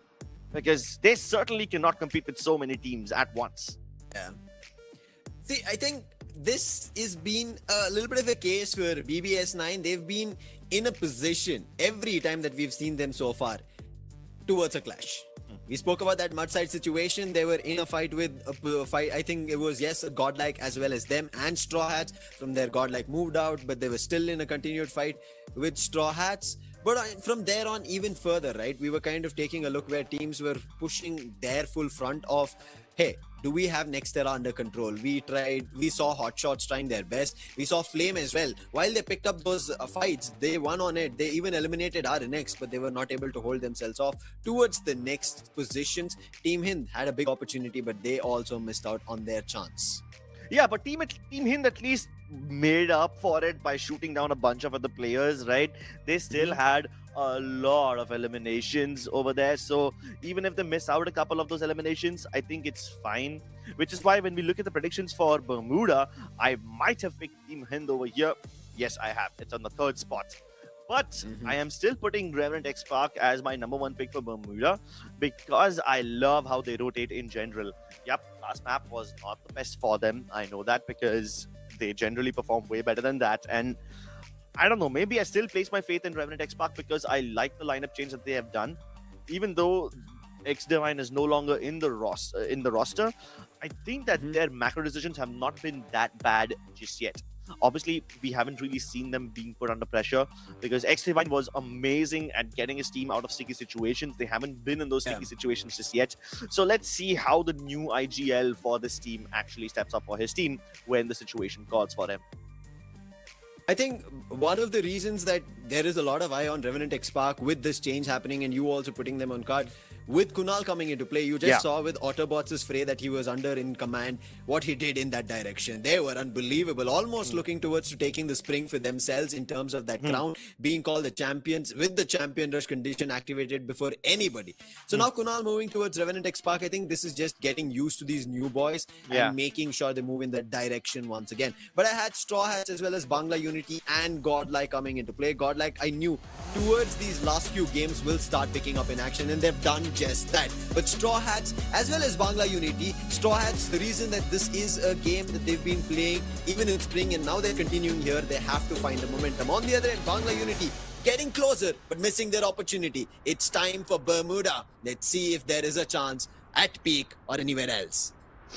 Ooh, Team Hind early dropping towards Sentosa Island. We generally don't see them do this unless they are really feeling the heat, unless they are really in the mood to avoid any sort of fights completely. Peak, oh my god, so it is real. All those teams, they didn't lie about their drop locations. GodLike dropped towards Peak as expected, but BB.S9 did not back away. NXT at least take a bit of a risk-free approach. They split between Peak and Kota Tua. They're not even on Peak. They're at the southern end of Peak. They're in that double balcony house. So I think NXT want to take it a rather, they want to take a rather risk-free approach. Meanwhile, Hotshots, they were supposed to be over here.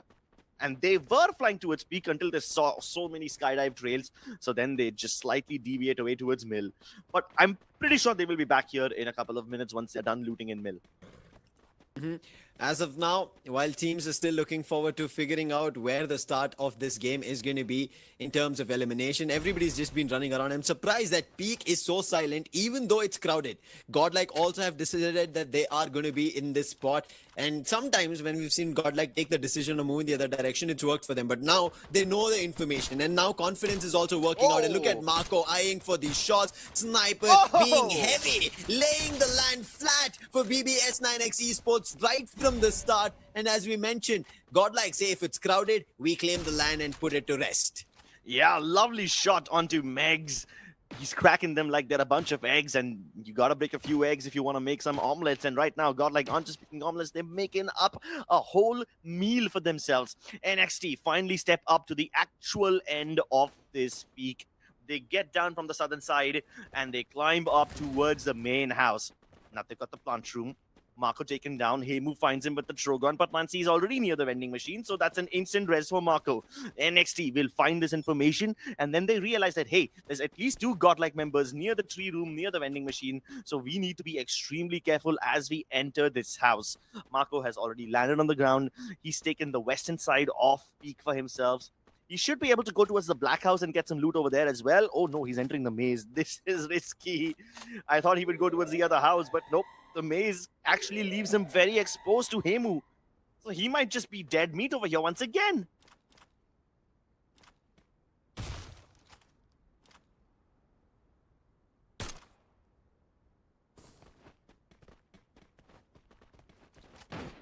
Oh, I think they're chasing down Marco. Yeah, he's got on the zip line. Can he make it across though? 99 damage, 1 more bullet should leave him at 2 HP, but Sabo decides against it. All right, then it seems like they've got bigger fish to fry.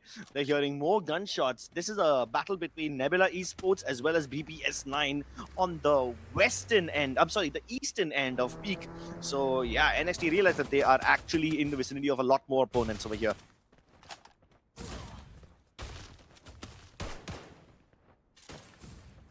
Oh, but I don't think they can get any control. Itachi left at 1 HP. Sahil Jat lands that shot. And that's the end of RZX. They are the first team to fall. Meanwhile, Flame Esports are already locked in a battle against Revenant XSpark. So that is yet another interesting battle over there. Oh my god, look at that shot. Eco. Bro, are you still playing Free Fire or are you playing hit and run? He lands 1 shot with that M590 and then dashes back to safety. Sheesh. I've only seen that in some single-player action games. It seems like he's playing this game on slow motion. And now he's gonna chase the last few members of NXT down to the ends of the earth. But meanwhile, we have a massive cluster fight over here in Observatory. Neil has the last leg of his team up. Can he get the rest before Hotshots get there? The time turner activated. Action runs right past him. But Adib, can he get it? Sajid finally lands that shot but doesn't get the knock. And look at that. Hotshots are not the only ones over here. Now even Revenant XSpark have arrived. Sohan got a little too far away from his team. No backup available, so he dies instantly. But at least he will relay this information back to his team, who are now trying to regroup. Revenant XSpark, not the best again. This is something that's happening back and forth. But on the other end, Hotshots, They've missed out on the previous 2 games, and now they've somehow found a little bit of a control. 7 eliminations in total. Anas using Morse to just check around to see if they will be able to spot the player, and they will, rightfully so. And Revenant XSpark's Vincent, who tried to trail at the edges of the land, will not be allowed. Bermuda trying to be claimed. Vincent will somehow put him down with a Bison, but for how long? Confirms that elimination. They're trying to get close. His health is not that great. He has to heal. He has to get the HP back up, but says action no. He puts his M590 into play, puts him to rest, confirms another elimination. And Revenant XSpark, they might have gotten 3, whereas here, Hotshots, they've gotten a total of 8. Both these teams are actually doing pretty well for themselves. Not gonna lie, they both needed this. Revenant XSpark might not have as many eliminations as Hotshots, but that's also because they entered that fight really late. Meanwhile, GodLike Esports, even though they've been dominating Peak for the longest possible time, they only have 5 eliminations to their name because they really only fought NXT. They did not get much of an opportunity to hunt down BB.S9. They only took down like one of their players before BB.S9 promptly exited Peak. So now they've got the luxury of going for these care packages in the middle of the hill. And they know that this is just the first circle. So even though there's a lot of teams who generally rotate from this section of Bhimasakti strip up towards Peak, they know that nobody will be in this vicinity just yet. So they've got some time to get and upgrade their weapons and, you know, just equip themselves, arm themselves to the teeth, prepare for the end game. I don't know what the end game at this point is. While every team looks like they're in a preparation phase, it's just like the ingredients are not there. They're quickly ordering something. They're trying to get it through. Because so far, this action on Bermuda is surprising. Barely any fights, no teams completely losing. They're all Rezurrection. Unfortunate. Yes, they did. But hey, for the other ones, what's happening? Here, we end up seeing a fight which takes place between Straw Hats as well as Bangla Unity, where it seems like an exchange happens, but that's where Hotshots take control and strike through. This is where then Revenant XSpark also decide, hey, the fight's happening. Let's go in and take an advantage of this. But it is not Revenant XSpark who take advantage. It's just been Hotshots. Exactly. And that was technically a 4th party situation. Now look at NXT. This is the 5th party. RNX jumping in as well. That's the 6th party, and Revenant XSpark have already been over here. What is happening? Everybody's landing on Observatory and treating it like it's a battlefield. That's the only place that exists in Bermuda. Adeep gets the shot onto Rayhan. Cool, good enough, but then RNX dip back towards the southern side of Observatory. They do not want to overextend. NXT, while they might be in the center of all this action, they know that there is at least 2 other teams in the vicinity. But which team are they fighting? That they cannot tell. They hear all the footsteps around them. They know that Revenant XSpark are right around this edge. Sabotage is right outside, but no, that's way too much. He did not know that both Kunal and Arsh will be on that other side. So yeah, Revenant XSpark get a freebie handed to them, and this weakens up the NXT members. But where is the rest of NXT? Oh wait, I see Hemu way in the distance. So NXT do not want to commit any of the members over here. They just leave this area and they leave RNX and RNTX to do the fighting. And it seems like Revenant XSpark, after taking up those initial NXT knocks, now they're converting all of it. A little bit of a damage on Kunal, but they'll be able to get him back up on his legs, and they will confirm another elimination and put a total of 9.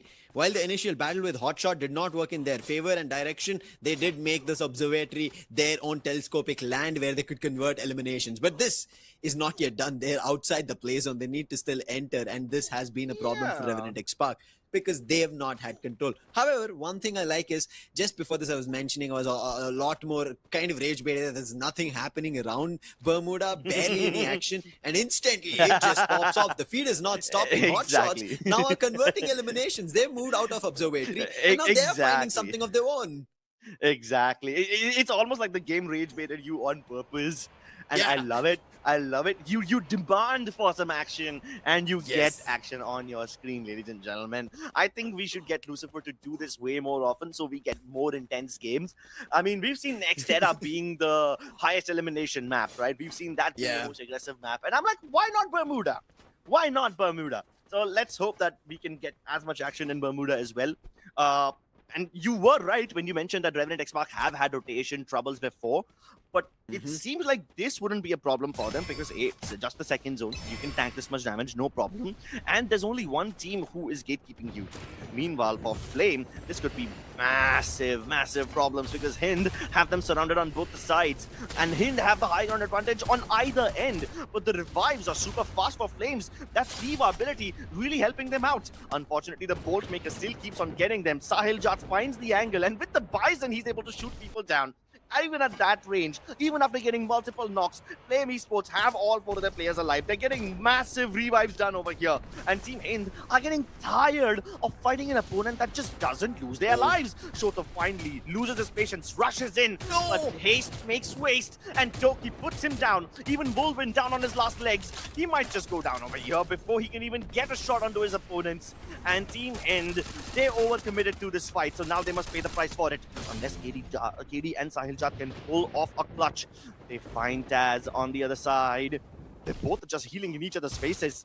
Sahil Jat has nerves of steel to continue doing so. Taz goes for the big jump around the corner, hoping to get the flank, but he accidentally exposes himself to a seal, and he gets blown apart to smithereens. It's just KD God. The IGL has no chance. And Flame Esports, I think we know why they keep winning these fights now. They lost a Zoic 3 times in that battle. They rest him every single time. And even after those mass revives, Team Hind just cannot punish them despite having such a massive advantage. They got their players back up from the vending. They were flying back down. KD God and Sahil Jat, they came back into this fight. And as you mentioned, they were not able to hold themselves against Flame Esports. And look at them.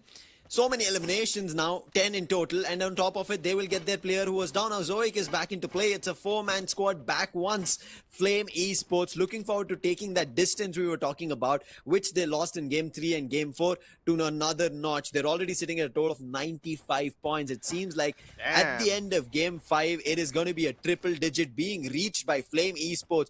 This is completely obnoxious, not something that they've done last time, and now to go out like this. They got eliminated in the South Asia Plains last time, Cribs. They did not even go into the main event, and look at them this time. They're back out on vengeance. And you mentioned Team Hind getting the revives on their players using vending machines. What does Flame use to get those revives? Just Thiva. Just regular picking back your teammates up. I can't even call that a respawn. That's a proper revive. Team Hind were actually respawning their teammates. They had to spend money for this stuff. But what do Flame Esports have to spend? Just a tiny fraction of their HP that they tank the damage with. And now they are here with their next target. Dart gets the first knock onto Wild Fox. But Sabo, he at least gets the revenge. He trades out his teammates. Hotshots, what? Huh? They got destroyed in seconds. I was just talking about NXT versus Flame Esports, but Bangla Unity, they wipe the floor with their opponents in a matter of seconds. Yeah, but on top of it, this shipyard completely now enrolled by multiple teams. Has been a position that we kind of don't generally see teams fight out at the latest stages. It is the early ones where teams try to take the vertical advantage, but right now at shipyard, everybody is moving in because it seems like the last few circles, they're going to make a mark here. GodLike at the almost center of it. Nebula's one player did try to take a dive, but do everybody else also cross over? It seems like on the minimap, that's what we are seeing. But GodLike, they have a problem. That is Straw Hats right at their corner, but they have a big cement compound that they can be okay with. But this verticality that we were talking about that Nebula wanted as a control for themselves is not working out. Ash, he is charging the player of Nebula who tried to make a jump. Now Swaroop is stuck, and on the other end, it is going to be NXT. Ash, who knocked them, is now also trailing a player on land, and this is problem. And there it is, Swaroop going out. Puts an end to Nebula Esports. They were one of those first Indian teams to get a booyah, and now they're out, and they've not been able to hold themselves in any of the other consecutive games. Bro, I think it's been such a long time since I've seen a shipyard end game. It's been at least 2 years since I've seen a game that ends in this part of the map. And normally whenever you see this part of the map, you see just the eastern end of shipyard along with like a tiny bit of mill in the mix. This time none of that is present. NXT, while they have that mill fort wall for their cover, they are the only team who are present on that side of the map. Everybody else in the shipping containers or on the high ground trains. GodLike have a warehouse for themselves, so they choose to be indoors other than take the high ground approach. I respect that. I don't think you should be on the high ground unless you have a lot of information, or maybe at least a character that can give you information. So GodLike will be sitting tight inside this house.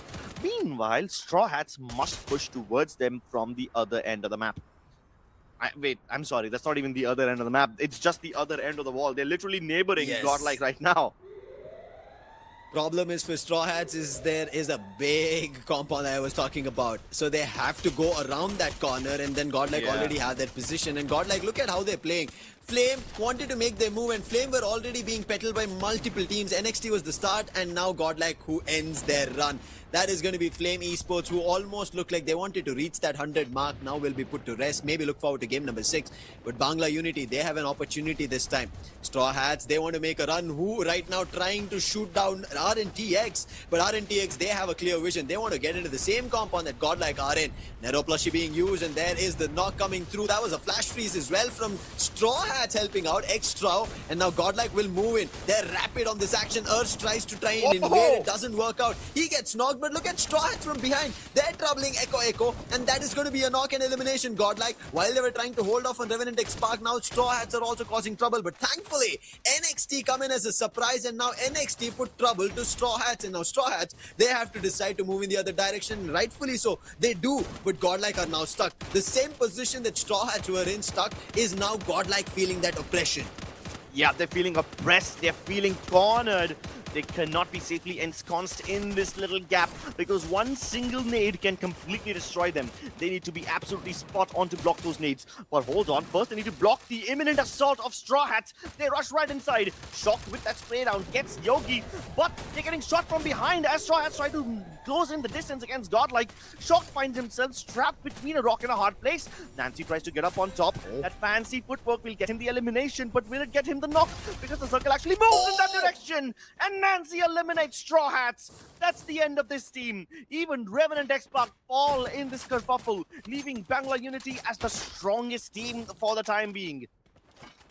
Bangla Unity, while there were so many fights happening, they were away from it, and that is the reason they were able to keep all their 4 players surviving. NXT was very busy in taking down those eliminations, and that is the reason they've also lost players. But they've taken a vertical advantage. How far will it help it out? These cranes that we kind of talk about, the platforms is not going to be enough, and GodLike not having numbers, they still managed to make a mark. Marco, he puts down player from NXT, and now NXT in big trouble. Sabo's elimination confirmed. One last player from NXT. Where did he make a jump? He's made a jump in the other direction. But Hemu, that jump, the Sabo's elimination now being taken as a revenge has been served to GodLike. So it's a 1v4 situation, and Bangla Unity, this is a platter served with a booyah for their name, and they have to take it. That's all they have to do. GodLike has been eliminated, and NXT's last survivor, the IGL, the captain, Hemu, and now they're charging upon him, making sure he will not get an opportunity, but they're going in as individuals, and Hemu quickly takes down Hunter.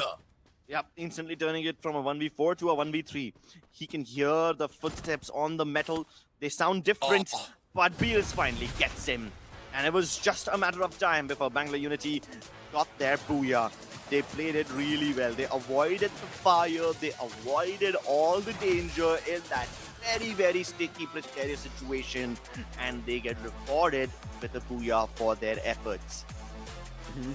And Bangla Unity, I think this was something that was almost brewing, and we were talking about it.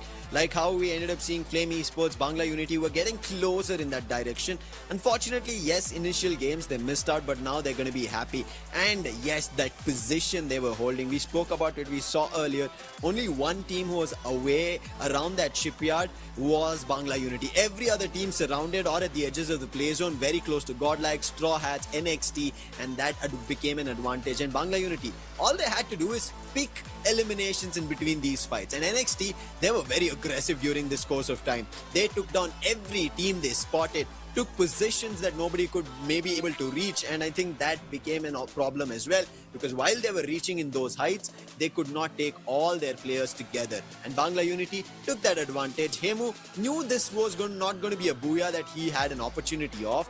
Maybe he was looking for another player who could climb up Hunter's elimination and added on elimination on their cards. But Bangla Unity knew that is a very thin rail. There is no much space to hide, and they get this booyah confirmed. Very well played in terms of that end game, in having composure. They could have jumped, and if they did, they could have also gone down to the guns of NXT.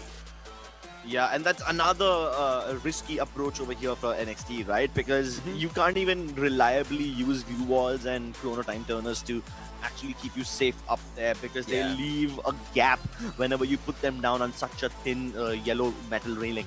So yeah, you can't fully rely on cover. I mean, you can go prone, but that will basically make you a very easy target if someone gets an angle on you. So you're doomed if you use that high ground. You're doomed if you don't. And I think the only way NXT can make sense by climbing up there is to use that platform to get a bunch of eliminations. Even if you don't get the Puya, they are tied up with Bangla Unity at 25 points apiece. And I think that's the best case scenario that NXT could have asked for. Still, GodLike doing really well for themselves. In the last 2 games, they seem to have finally adjusted to the lobby.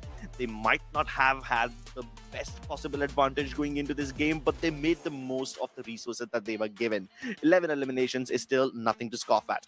Even Revenant XSpark, they couldn't do much in that final battle. Most of the eliminations still come from that massive observatory battle. I think they got like 9 or 10 eliminations in observatory itself, and then they just added 1 more by coming towards the end game in Shipyard. Flame Esports, for that matter, man, they just cannot have a bad game now, can they? Like, even in their worst possible situation, even when they're surrounded by 3 different teams, and even at their absolute worst position, they still get 15 points minimum. So yeah, I think they're above 100 points right now. They definitely must have touched triple digits. Straw Hats finally stepping up. It's a balanced game for them at 15 points. Not too good, not too bad. But hey, Hotshot Esports, they were also struggling in the first 2 games. Now they've also woken up. Just 1 point behind the rest of the GodLike members. I'm kind of, this game, when we were kind of talking about Nextella, right? This has been a game where we ended up seeing double-digit elimination all the way till the team at the 7th spot. Could be one of the highest elimination games, at least for today. But as you rightfully mentioned, Flame Esports, they reached the rank of 100. We spoke about it. There were 95 points with the 10 eliminations they had, and the 5 placement points they get, they reached 100. Bangla Unity right behind another Bangladeshi team, 88 total points, and then we end up seeing an Indian squad that's going to be Nebula Esports. And Nebula Esports, they've been a tad bit consistent in the overall performance. If you would look at the other Indian squads, Team Hind trying to close that gap, but they did not start out great, and that is the reason they're still a little trail behind. They don't have a booyah. Tried in one of those games we already spoke about on Nextera, did not work out. GodLike right next at the 5th position, and then we end up seeing Hotshot Esports. I think they've had a dip. While we commended when we started off after game 3, we both came up on desk, right? We mentioned Hotshot seems like they've started doing the damage, but as you rightfully mentioned, it's been actions as well as Anas, and the other players have to catch up to them. But with that, BB.S9X Esports, Rezurrection NXT, Revenant XSpark, Straw Hats, and RNX right at the edge of elimination. Today is, yes, day 1, but also with that, they're almost concluding your 6 games, and you'll be left with only 6 games left for the next day that you'll be playing on, meaning your other 6 games, if you've not right now pulled off on big number in terms of your socks, it is done, and it's going to be even more pressurizing for you in the next ongoing games. Exactly. And while we don't really have a cutoff number that we have agreed upon, generally you need to get somewhere between 10 to 15 points in each game if you want to be considered safe. So if you get 10 points in each game across 12 games, that's 120 points, which again, I don't think is safe enough. I think you need to get a minimum 15 points. Yeah. So across those 6 games, you need to score anywhere between 170 to 180 points to actually call yourself safe. Flame Esports, in just 5 games, have already reached 100. I'm pretty sure that they will get somewhere around 115 by the end of this day, because even at their lowest performance, they get 115 points. Bangla Unity, Nebula, Team Hind, every team who is at somewhere around the 80 to 90 points mark, I think they also are good for now.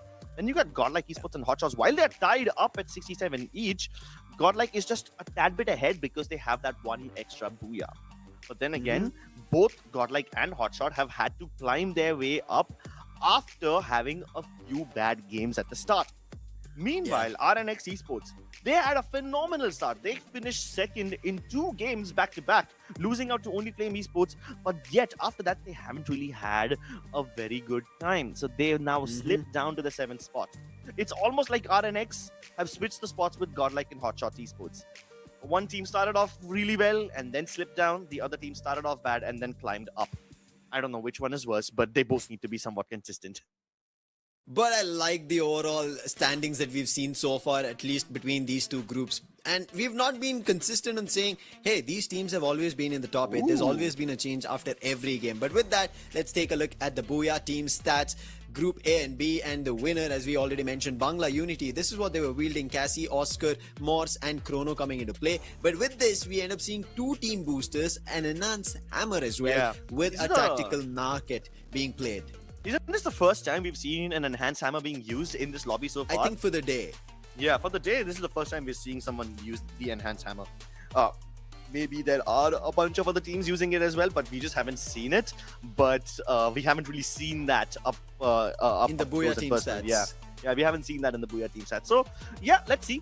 I mean, so far, a lot of the teams have been just using the tactical market and the team boosters. So I'm glad that somebody finally uses something else for a change. They're also focused a lot on survivability because they've got the Chrono, the Cassie, as well as the Morse. All 3 of them can help you survive, one in a bit sneaky way and the other one in a more team fight way.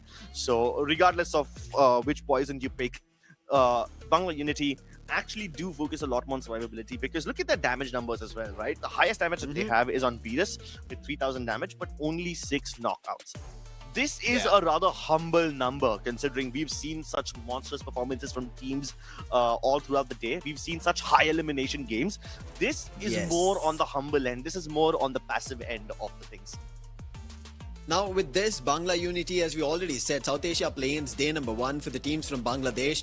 They've been performing like this is the end game. This is where they have to qualify. There is nothing left. Day 1 has been their qualification. That's what I think has been the agenda that they've started off on. And it's working out. I think that's a mentality that every team should play with, because when you move to the champions rule, right? That champion risk condition, the champion rule being play, you will have trouble, because any team runs like this, they will conclude their champion rush criteria active, and then they make their move towards a Booyah. You will be in big trouble. You lose out on the title, and we did see what happened. But with this, it's still one complex that we are in, is to understand where are we heading towards game number 6. Which map is it going to be? As we said, it is going to be randomized. Yeah, and I hope that the randomizer picks Kalahari. Yep, it does. Let's go. I really wanted to see Kalahari once again, because the previous game that we saw was just so entertaining. And I mean, I'm a bit biased. I'm not going to lie, guys. I really love casting Kalahari for some reason. Don't ask me why. It gives me more satisfaction than next era. So I'm happy that we get to cast Kalahari once again. I'll tell you why.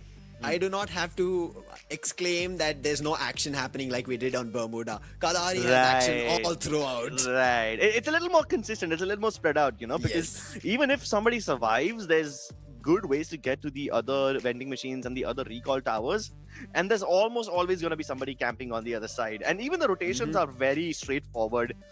Even though grappling hooks exist in this map, I think there are certain spots which are just much easier to grapple towards as opposed to the other ones. Like if you grapple towards the top of Mammoth Bones, you're basically asking to be shot at.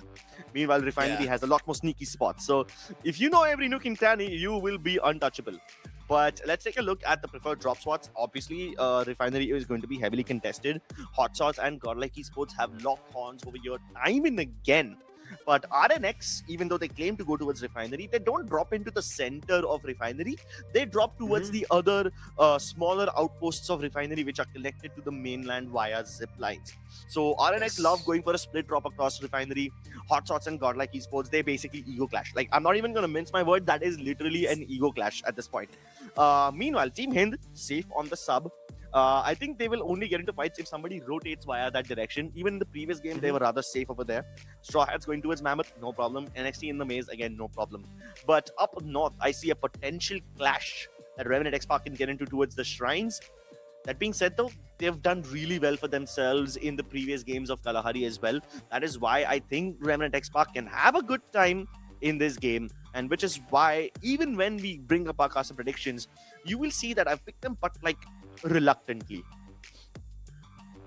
Okay, let's see if that is going to be the course of action. But while you were talking about GodLike and Hotshots, them having a battle at Refinery, I think NXT with the pace that they just picked, and we saw them right now of how Bermuda, how intense, how aggressive they were. They were another team who were almost closer towards that 30-point. But also one thing to note is in Bermuda, we did not get that 30-pointer by anybody. Yeah. That's how contesting that game was. And now moving towards to this, I feel like NXT are in that direction. Flame Esports at this point, if there's anybody on desk, and now you as viewers as well, should have them in your top 3. They somehow make it across. They're already sitting at 100 after their first 2 games. They've just been on, and then GodLike coming into play. The only offset between our picks are going to be GodLike that you have managed to pick up, and I think, sorry, not GodLike, it's RNX that you managed to pick up, and RNX, they're in a seesaw situation, I feel like. Yeah, exactly. One game somebody just jumps and they're shooting up on the sky and finding their eliminations, and all of a sudden now they're just whiplashed and thrown around the map and they're done for. So RNX, this happened for them in spring as well. By the time they understood the lobby, they managed to get eliminated. They could not make it to the top 8. I think that's what they're still facing here. Yes, that has actually been a consistent problem for RNX. They always find the counter, but by the time they do it, it's too little too late. I hope they've understood how Kalahari works for them, because Kalahari was like a somewhat decent-ish map for them up until now, up in their careers, even though it's not been a very good map for them today. It has been a map where historically they don't completely suck. There have been maps where RNX struggle a lot, but Kalahari has not been one of them, even though it's not their best map.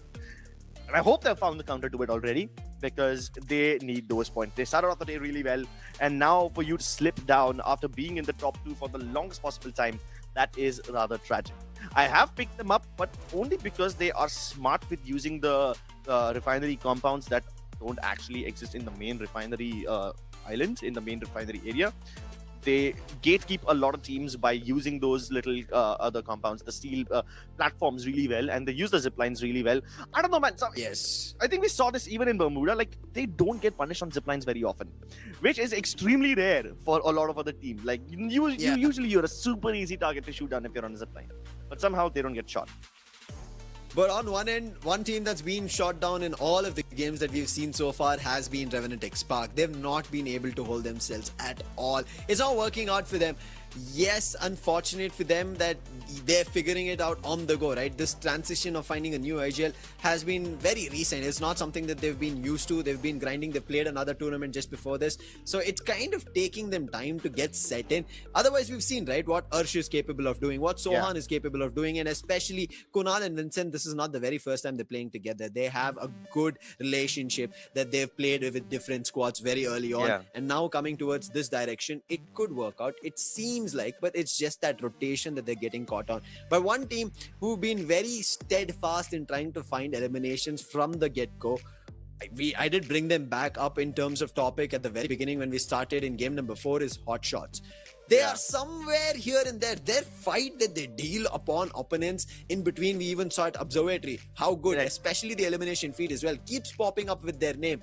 But once again, when it comes to stabilize, when the circle's closing in, Hotshot Esports are not together, and one after another, they get picked off. But at least they aren't struggling, you know?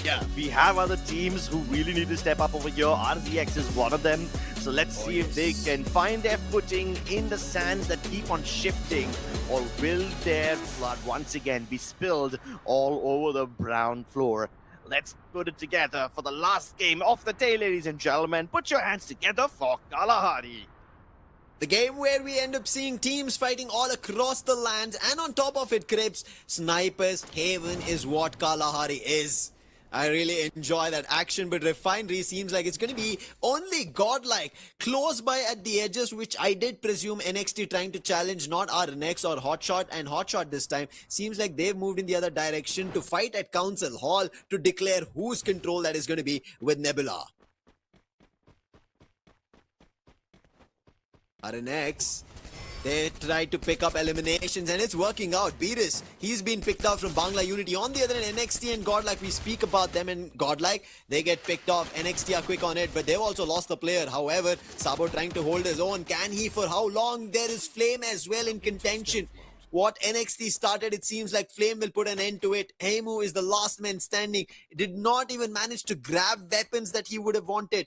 He's barely left with his initial drop weapons that he managed to pick, now making a run, and he's going to be a little too far away. Even any close to vending machine does not have any coin even to pick up. Finally, he picks up one laying around in the ground, but that's only just 200, will not help him out. On the other end, GodLike, they've stabilized. Marco and Yogi, they start picking up eliminations. Flame, who I thought they are the ones who are going to put an end to this fight at Refinery, GodLike have pushed them back. Auzoic and Taj, they're the last two ones surviving. Yogi will join this group and now decide that this Refinery's position and the platforms across will be theirs. But the fight is not stopping. Hotshot, we spoke about this, a fight with Nebula at Council Hall, and it seems like Hotshot, they've picked up elimination. GodLike on the other end, continuing the trail where they want these players to be picked off. Auzoic spotted on that launch pad, but they know there's still one more player here. Taj, he's been spotted. Nancy wants to put him down, damage being done, and I don't think Taj will be able to survive here. There is the knock, Nero plushie being used, and before he could go away, that's another elimination that GodLike grab in their name. Yep, it's a very fast start for GodLike Esports. Nice and hot. So they will actually ditch their Refinery spot, and it works out for them. Historically, that's never happened, you know. Whenever they ditch Refinery, it always ends in disaster. But this time, they managed to make it work. Now, do they realize that Auzoic is right around the corner? He's hiding there stoically. GodLike, oh, it looks like they have to fight against RNX for now. Somehow, Flame will be safe in this entire kerfuffle. But no, Nancy gets taken down. He doesn't check the corner around that side. And Yogi finally gets him. Meanwhile, in a completely different part of the map, we've got Revenant XSpark and BB.S9 also fighting each other. BB.S9, is there a comeback? They are sitting at the dead bottom towards the standings. It's not been working out. While you see at the right side edge this time, it doesn't seem to be the standings that you did see while we ended the previous game. This is a complete new standings. We are keeping you in a disarray. Confusion is what you're going to be having as viewers. But BB.S9X Esports, 6 eliminations, and they're trailing for more. Taj has been spotted, damage being done by Megs, and Quick on the grab. BB.S9X Esports, seems like something big has changed, and now look at this Megs. This is big confidence. This is Nurse the Steel. He doesn't care. He's hearing shots, just jumping across the lands. Ooh, Flame Esports now. Wait. They are not the only ones over here. Wait, yeah, Hotshots are coming in. They need to wrap this fight up quickly. And he realizes the danger, imminent danger, extremely well. He takes that launch pad right out of there. But Hotshot shoots down Megs anyway. And now Iko is also trapped. Action dashes right into his face and puts him 6 feet under. This is, I think, the only third-party attempt by Hotshots that has actually net them quite a lot of benefits. Because every time they've done so before, except for that one fight in Observatory in Bermuda, they've never reached on time, they've never third-partied on time, and they never really get as many points as they should. This is the first, or maybe like the second successful third-party attempt from them. Third party, as you did mention, Hind. However, at Santa Catarina have no third parties. There was one player who tried to enter, and they will also fend that player off. However, Hind's run has not been very consistent. They've, yes, managed to get closer towards the top. They've picked up eliminations even in this game, but they want to prolong this even further. If they are able to do it, then they're going to be happy. But it's been a problem for them that while they're also rotating out, the other teams are going to hold them at the edges of the circle, and that put them down one after another. And this time at least, they've managed to make sure that they're at the edges, looking forward to where the other players are dropping. And it seems like they've spotted one, and now they're moving in that direction. And they're taking their time in terms of advancing to get that fight under their control. Flame on the other end, who lost a lot of their players in that initial clash, will try to revive, but BB.S9, they're not allowing them. Deepu put Rasil down, instant elimination confirmed as well. BB.S9, something big has changed. 9 eliminations in total under their belly. It seems like after them seeing in the today's standings that 2 of their counterparts from the same region are at the tabletop, they want to start climbing because they are at the bottom. They need to find their way to victory, and they're going how? They're going towards it by chasing it. And Flame, they're the ones who are being minced in this grinder. While on one end, BB.S9 are picking. Now Team Hind also picked them off. One after another, Flame are unable to hold themselves on Kalahari at all. Even though they try to hold themselves together, the other teams get a hold of them. They need to actually split drop to survive. And that is so not their playstyle. It's completely unnatural to them. So yeah, they're being forced into a very uncomfortable spot. Oh, speaking of discomfort, Look at Kunal and Shoko awkwardly staring at each other. Kunal can see Shoko's little sickle all the way through that box, and he realized that information to Sohan, who will chase down Shoko. Yeah, that's what happens when you've got a very fat posterior. You get spotted by your enemies, even with the TPP. That being said, though, NXT have re-cleared Santa Catrina. Wasn't Team Hind here just like a few seconds ago? Where did Team Hind go? They must have rotated away from here really quickly, because how can NXT be here and they don't see anybody? Meanwhile, RNX, they want to re-engage in this fight against Revenant XSpark. They've got their players landing on top of Mammoth again instead of going somewhere else. So Revenant XSpark will be happy to take this fight day in and day out. Oh, and look at that. The moment Hassan gets up, he's got Sahil Jat waiting for him over there. This is what we've been talking about RNX. They're unable to find themselves in a position they can call strong. NXT and Hind, you mentioned about it. Sahil Jat, he decided, oh wait, Santa Catrina was under control. Let's make a move in that direction. And they get surprised. Hemu wanted to try and control. That doesn't work with the Woodpecker.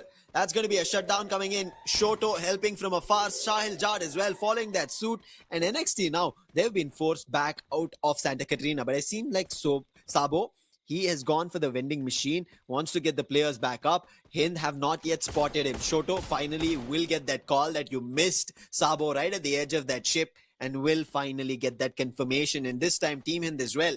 Total 10 eliminations. This has just been back and forth. But now, as we talk about the back and forth, another team decides that they want to take a hit at this ship. It seems like there's a long lost treasure stuck here, and Straw Hats want their own share.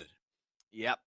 This is where the One Piece is hidden, guys. There you go. I spoiled the show for you. 1,000 episodes and it gets spoiled on a Free Fire broadcast. But Team Hind are completely aware about this push because they've used the UAV already. And even though they lose Shoto, I think they should be able to survive this one because Extra is getting chased by Wolvin. How do they keep their footing over here on such a tiny slope, on such a slanted slope? It's ridiculous. Look at that time turner. I've never seen it covered such an angle. Wolvin slips down, but Sahil Jat continues to stay up there. He needs to maintain this position, and he does! Surprise is shocked. And now Shock has no chance of getting rest because Extra is not anywhere close to him. Extra has to go all the way other side. And while he was busy chasing Wolvin, both Wolvin and Sahil Jat climb down and they try to get the knock onto who at least takes down KD God before the backup arrives. But the trades are instant from Team Hind and they're doing such a good job of keeping their players alive. I think they should be able to get the res onto KD God as well. There you go, comes through instantly, but Wolvin loses his life in the process. Shoto gets the knock onto Extra. Finally, that troublemaker has been put to rest and Sahil Jat has a triple. He is wiping the floor with his opponents over here. But Straw Hats need to be very, very careful because Flame is also taking shots at them. Flame is the unwanted third party. No, they try to go towards the vending machine. Shock thought that he would be able to block his opponents with the glue wall so that he can go for the res in the vending machine, but it just simply does not happen in time. Something that's not happening is going to be RNX finding points because GodLike, they did have a little bit of an issue. But issue again continues at Santa Catrina. Team Hind now being completely oppressed by Rezurrection. They did not know about this. They just, pushed out Straw Hats. They thought it was completely clear, holding it off. And Rezurrection did not make much sound. They were creeping in from the edges. And the way they jumped in the Santa Catrina, the hole that was therein, they completely spewed all their bullets one after another and put them down. Now, Rezurrection, they spotted Straw Hats close by along with Flame as well. That's another opportunity for Rezurrection. They did manage to now start pulling up in terms of their games. This is another team at the bottom of today's standings who needs to increase that points that they managed to grab now. They might have gotten 7, they might be able to get 14, but it's still a long way. They have to fight it out with everybody. Yeah, it's a very steep, very uphill climb for this team. So I hope that they don't slip up. Quite literally, like how Team Hind had a couple of players slipping over there. Oh no, wait a second. Team Hind started fighting RZX moments after they wiped out Straw Hats, and they ended up losing most of their players. Did they get eliminated over here though? No. They're still there. They managed to still alive, All right, so no harm, no foul. But hey, RZX managed to get quite a lot of points, and now they're actually tied up with BB.S9, both the teams at 39 points apiece. While we did reset it earlier, but right now you can see the points are there up on your screens. Bangla Unity, unfortunate, they did not get anything. They're going to be stuck at 88 at the end of the day. On the other end, Rezurrection, as we said, the bottom dwellers, They found 7 points. They've matched it with BB.S9, who have also had 11 eliminations in this game. But RZX under threat from Flame Esports. Flame, they've been on the top of their game. They've gotten 9 eliminations. They want to charge in for another one. But BB.S9, they're being challenged by NXT. While they wanted to make their own climb happen, it's going to be denied. Chrono being used for the quick revive. Thankful to the Tiva, that will work out. Will also lay down the healing, and it will bring back the players of BB.S9 in action. Whereas NXT now have to wonder, do they have to continue this fight? And it decides that it will happen. Wild Fox decides to challenge, and it doesn't work out. Ohm puts him down, and NXT, they suffer a loss. This is an actual bad habit from Wild Fox, because this is not the first time I'm seeing him getting caught in the middle of that transition. Like, he needs to be either much faster between houses, or he needs to use his glue walls effectively, because he loses his life consistently in the same way while going from one house to the other. And now even him, who finds himself trapped, there's not much that he can do over there, surviving at 1 HP, literally on his last legs. I guess I can say the same about Shoto as well, because he is the last bastion of his team. Lands a shot onto Smarty, but that's nearly not enough.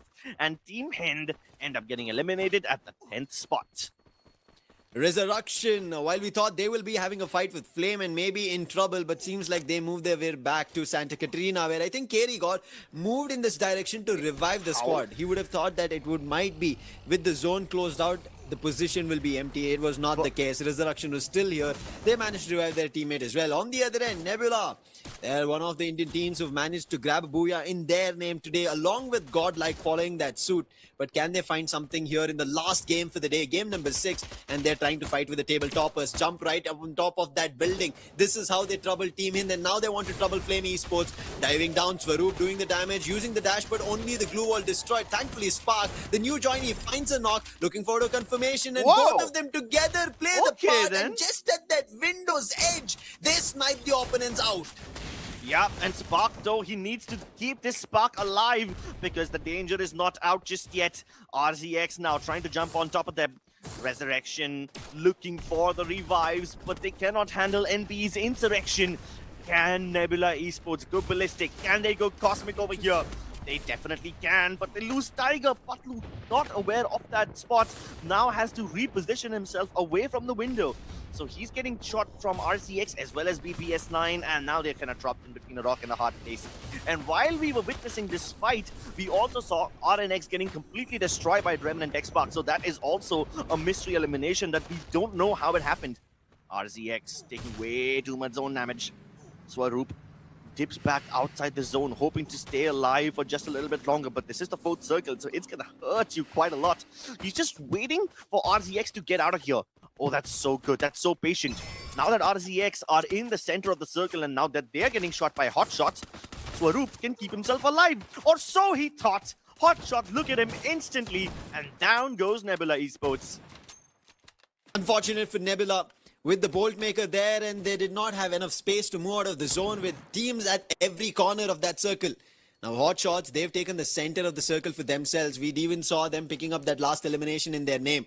However, coming down to the last 4 teams, it cannot be called safe and sound. Revenant XSpark, they made it to their way at the top 4. This is a game they also need. BB.S9, we spoke about them. This is a game they need as well, because they are the very bottom, sharing that scoreboard with Rezurrection. Rezurrection, however, in this game, they did try their best, but they've been swept out. However, Bolt Maker call now. Damage being done on Hotshots. I want to figure out how they make their move, because if they try to step out of the compound at the roof or the edge of the balcony, they'll be knocked, and that's what happened. Using the glue walls, they bring their player back up. Nero's plushie was sent by BB.S9. BB.S9, this is an opportunity that they've seen, and they also foresight a booyah for themselves. That is the reason they're working hard towards this. GodLike on the other end only have 1 hut to play around, and not much in terms of action. On the other end, Action himself throws down a nade to find the opening as a knock. Revenant XSpark helping out, and this seems like BB.S9, all the efforts that they put will be in the drain, with GodLike, Hotshot and Revenant XSpark together putting down them here in Kalahari.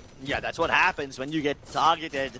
Welcome to the big leagues, BB.S9. This is what happens when you get trapped in an awkward spot. Everybody shoots at you like you are the fish in the battle. Now GodLike must abandon this spot. Do they have at least a single inch to work with? Yeah, literally just an inch. They use the glue walls to block any possible nades over here, but I think there's going to be way too much thrown towards them. Kunal's nade does get one knock, but oh my god, look at that. Oh, Kunal is freezing them alive. They are in the Arctic Circle over here. Marco, the last man standing, must go on a mass revival procedure over here. He needs to become Mother Teresa, quite literally, over here if he wants to keep his team alive. But everybody is throwing melters and freeze bombs on top of them. And Marco's like, nope, I can't do anymore. Let's get out of here, guys. Eco, making a valiant jump towards the other shot, will get shot mid-air by Kunal. And Revenant XSpark make their last stand against Hotshots. Hotshot Esports, they've been very fiery from the very start of the day, but Booyah yet not in their name. Can they convert something? They're doing the damage. Revenant XSpark have closed the gap. Chrono being used, but Arsh, he finds the knock. Leo's being taken down. Confirmation will also quickly come across. Quadra for Arsh, and he's going bonkers. Sohan, wait, what? Hotshots? Action, he's just stuck, and now Sajid is well in big trouble. Somehow he's trying to hold it off, but he cannot with just the shotgun. Anas gets taken down, and Sajid is the last man standing, surrounded by a plethora of Revenant XSpark, and Revenant XSpark get a booyah. Questions all across. Kunal joining new, and they finally answer. And now this squad is gonna be happy, showing off the caliber that they delivered during our spring run. They can do it once again. Teams were doubting them. All the people in the community raised questions about their lineup changes. But with this change, they have shown that their firepower has not reduced. Their decisions have not faltered. And I don't know if I like Kunal's new hairstyle, but I am loving his decision making.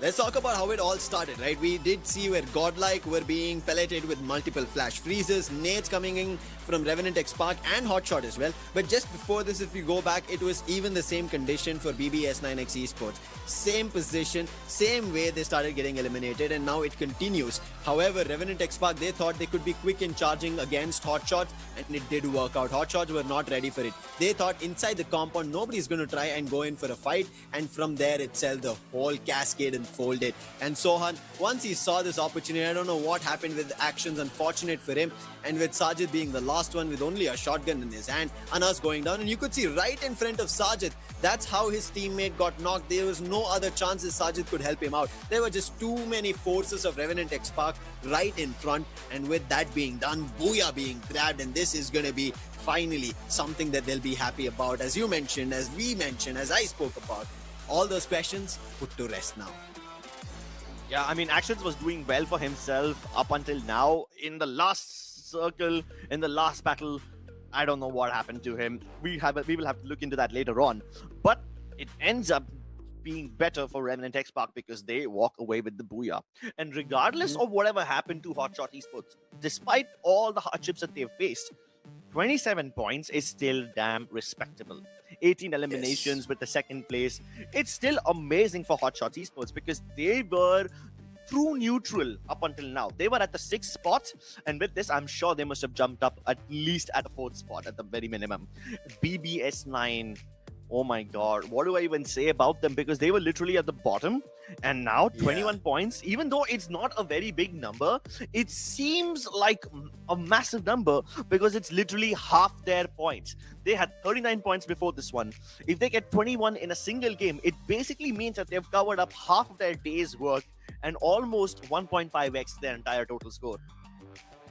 But covering up in terms of a booyah and getting the team back on track is going to be this man, Vincent. We've always talked about this. Very crucial for Revenant XSpark has been Vincent. Even in the days where X-Divine was the Igel, and even now with Kunal, once Vincent starts performing, that's where the squad feels comfortable, and he has been the man with that delivery. With this sniper's action, it does say he's a rifler, but that's what we've been talking about.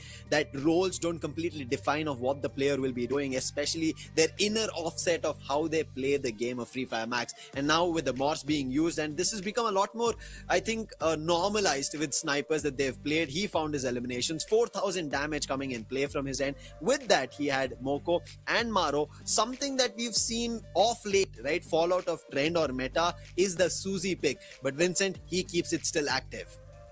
Yep, he needs that money. I mean, to be fair, Revenant XSpark do rely on respawns quite a bit, so that extra cash definitely can help them out. A124 being used by Kunal. nice to see that his comfort characters have not left him. He used to use the A124 while he was still playing in order bots, but I thought that was just a team composition thing.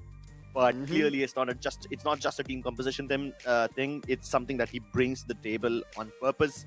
So I would like to see what else he can do for his team. So Han and Arsh, like the two players who stayed back, they also have done really well for themselves. 3,639 damage for Sohan. It's super cool. With that, he got 8 eliminations. Vincent has even more damage, 4,500. Somehow lacking in eliminations, but I'm guessing it's because he was just keeping the teams away from his players and just building that distance. Ronaldo, 7 assists. That is ridiculous. With 9 knockouts. Kunal has 9 knockouts, but only 3 eliminations. A lot of those eliminations were either not converted into finishes or they were stolen away. Either way, it's very unfortunate. Unfortunate was also the start for Revenant XSpark. They jumped down at Shrines. From there, they had a fight with Team Hind.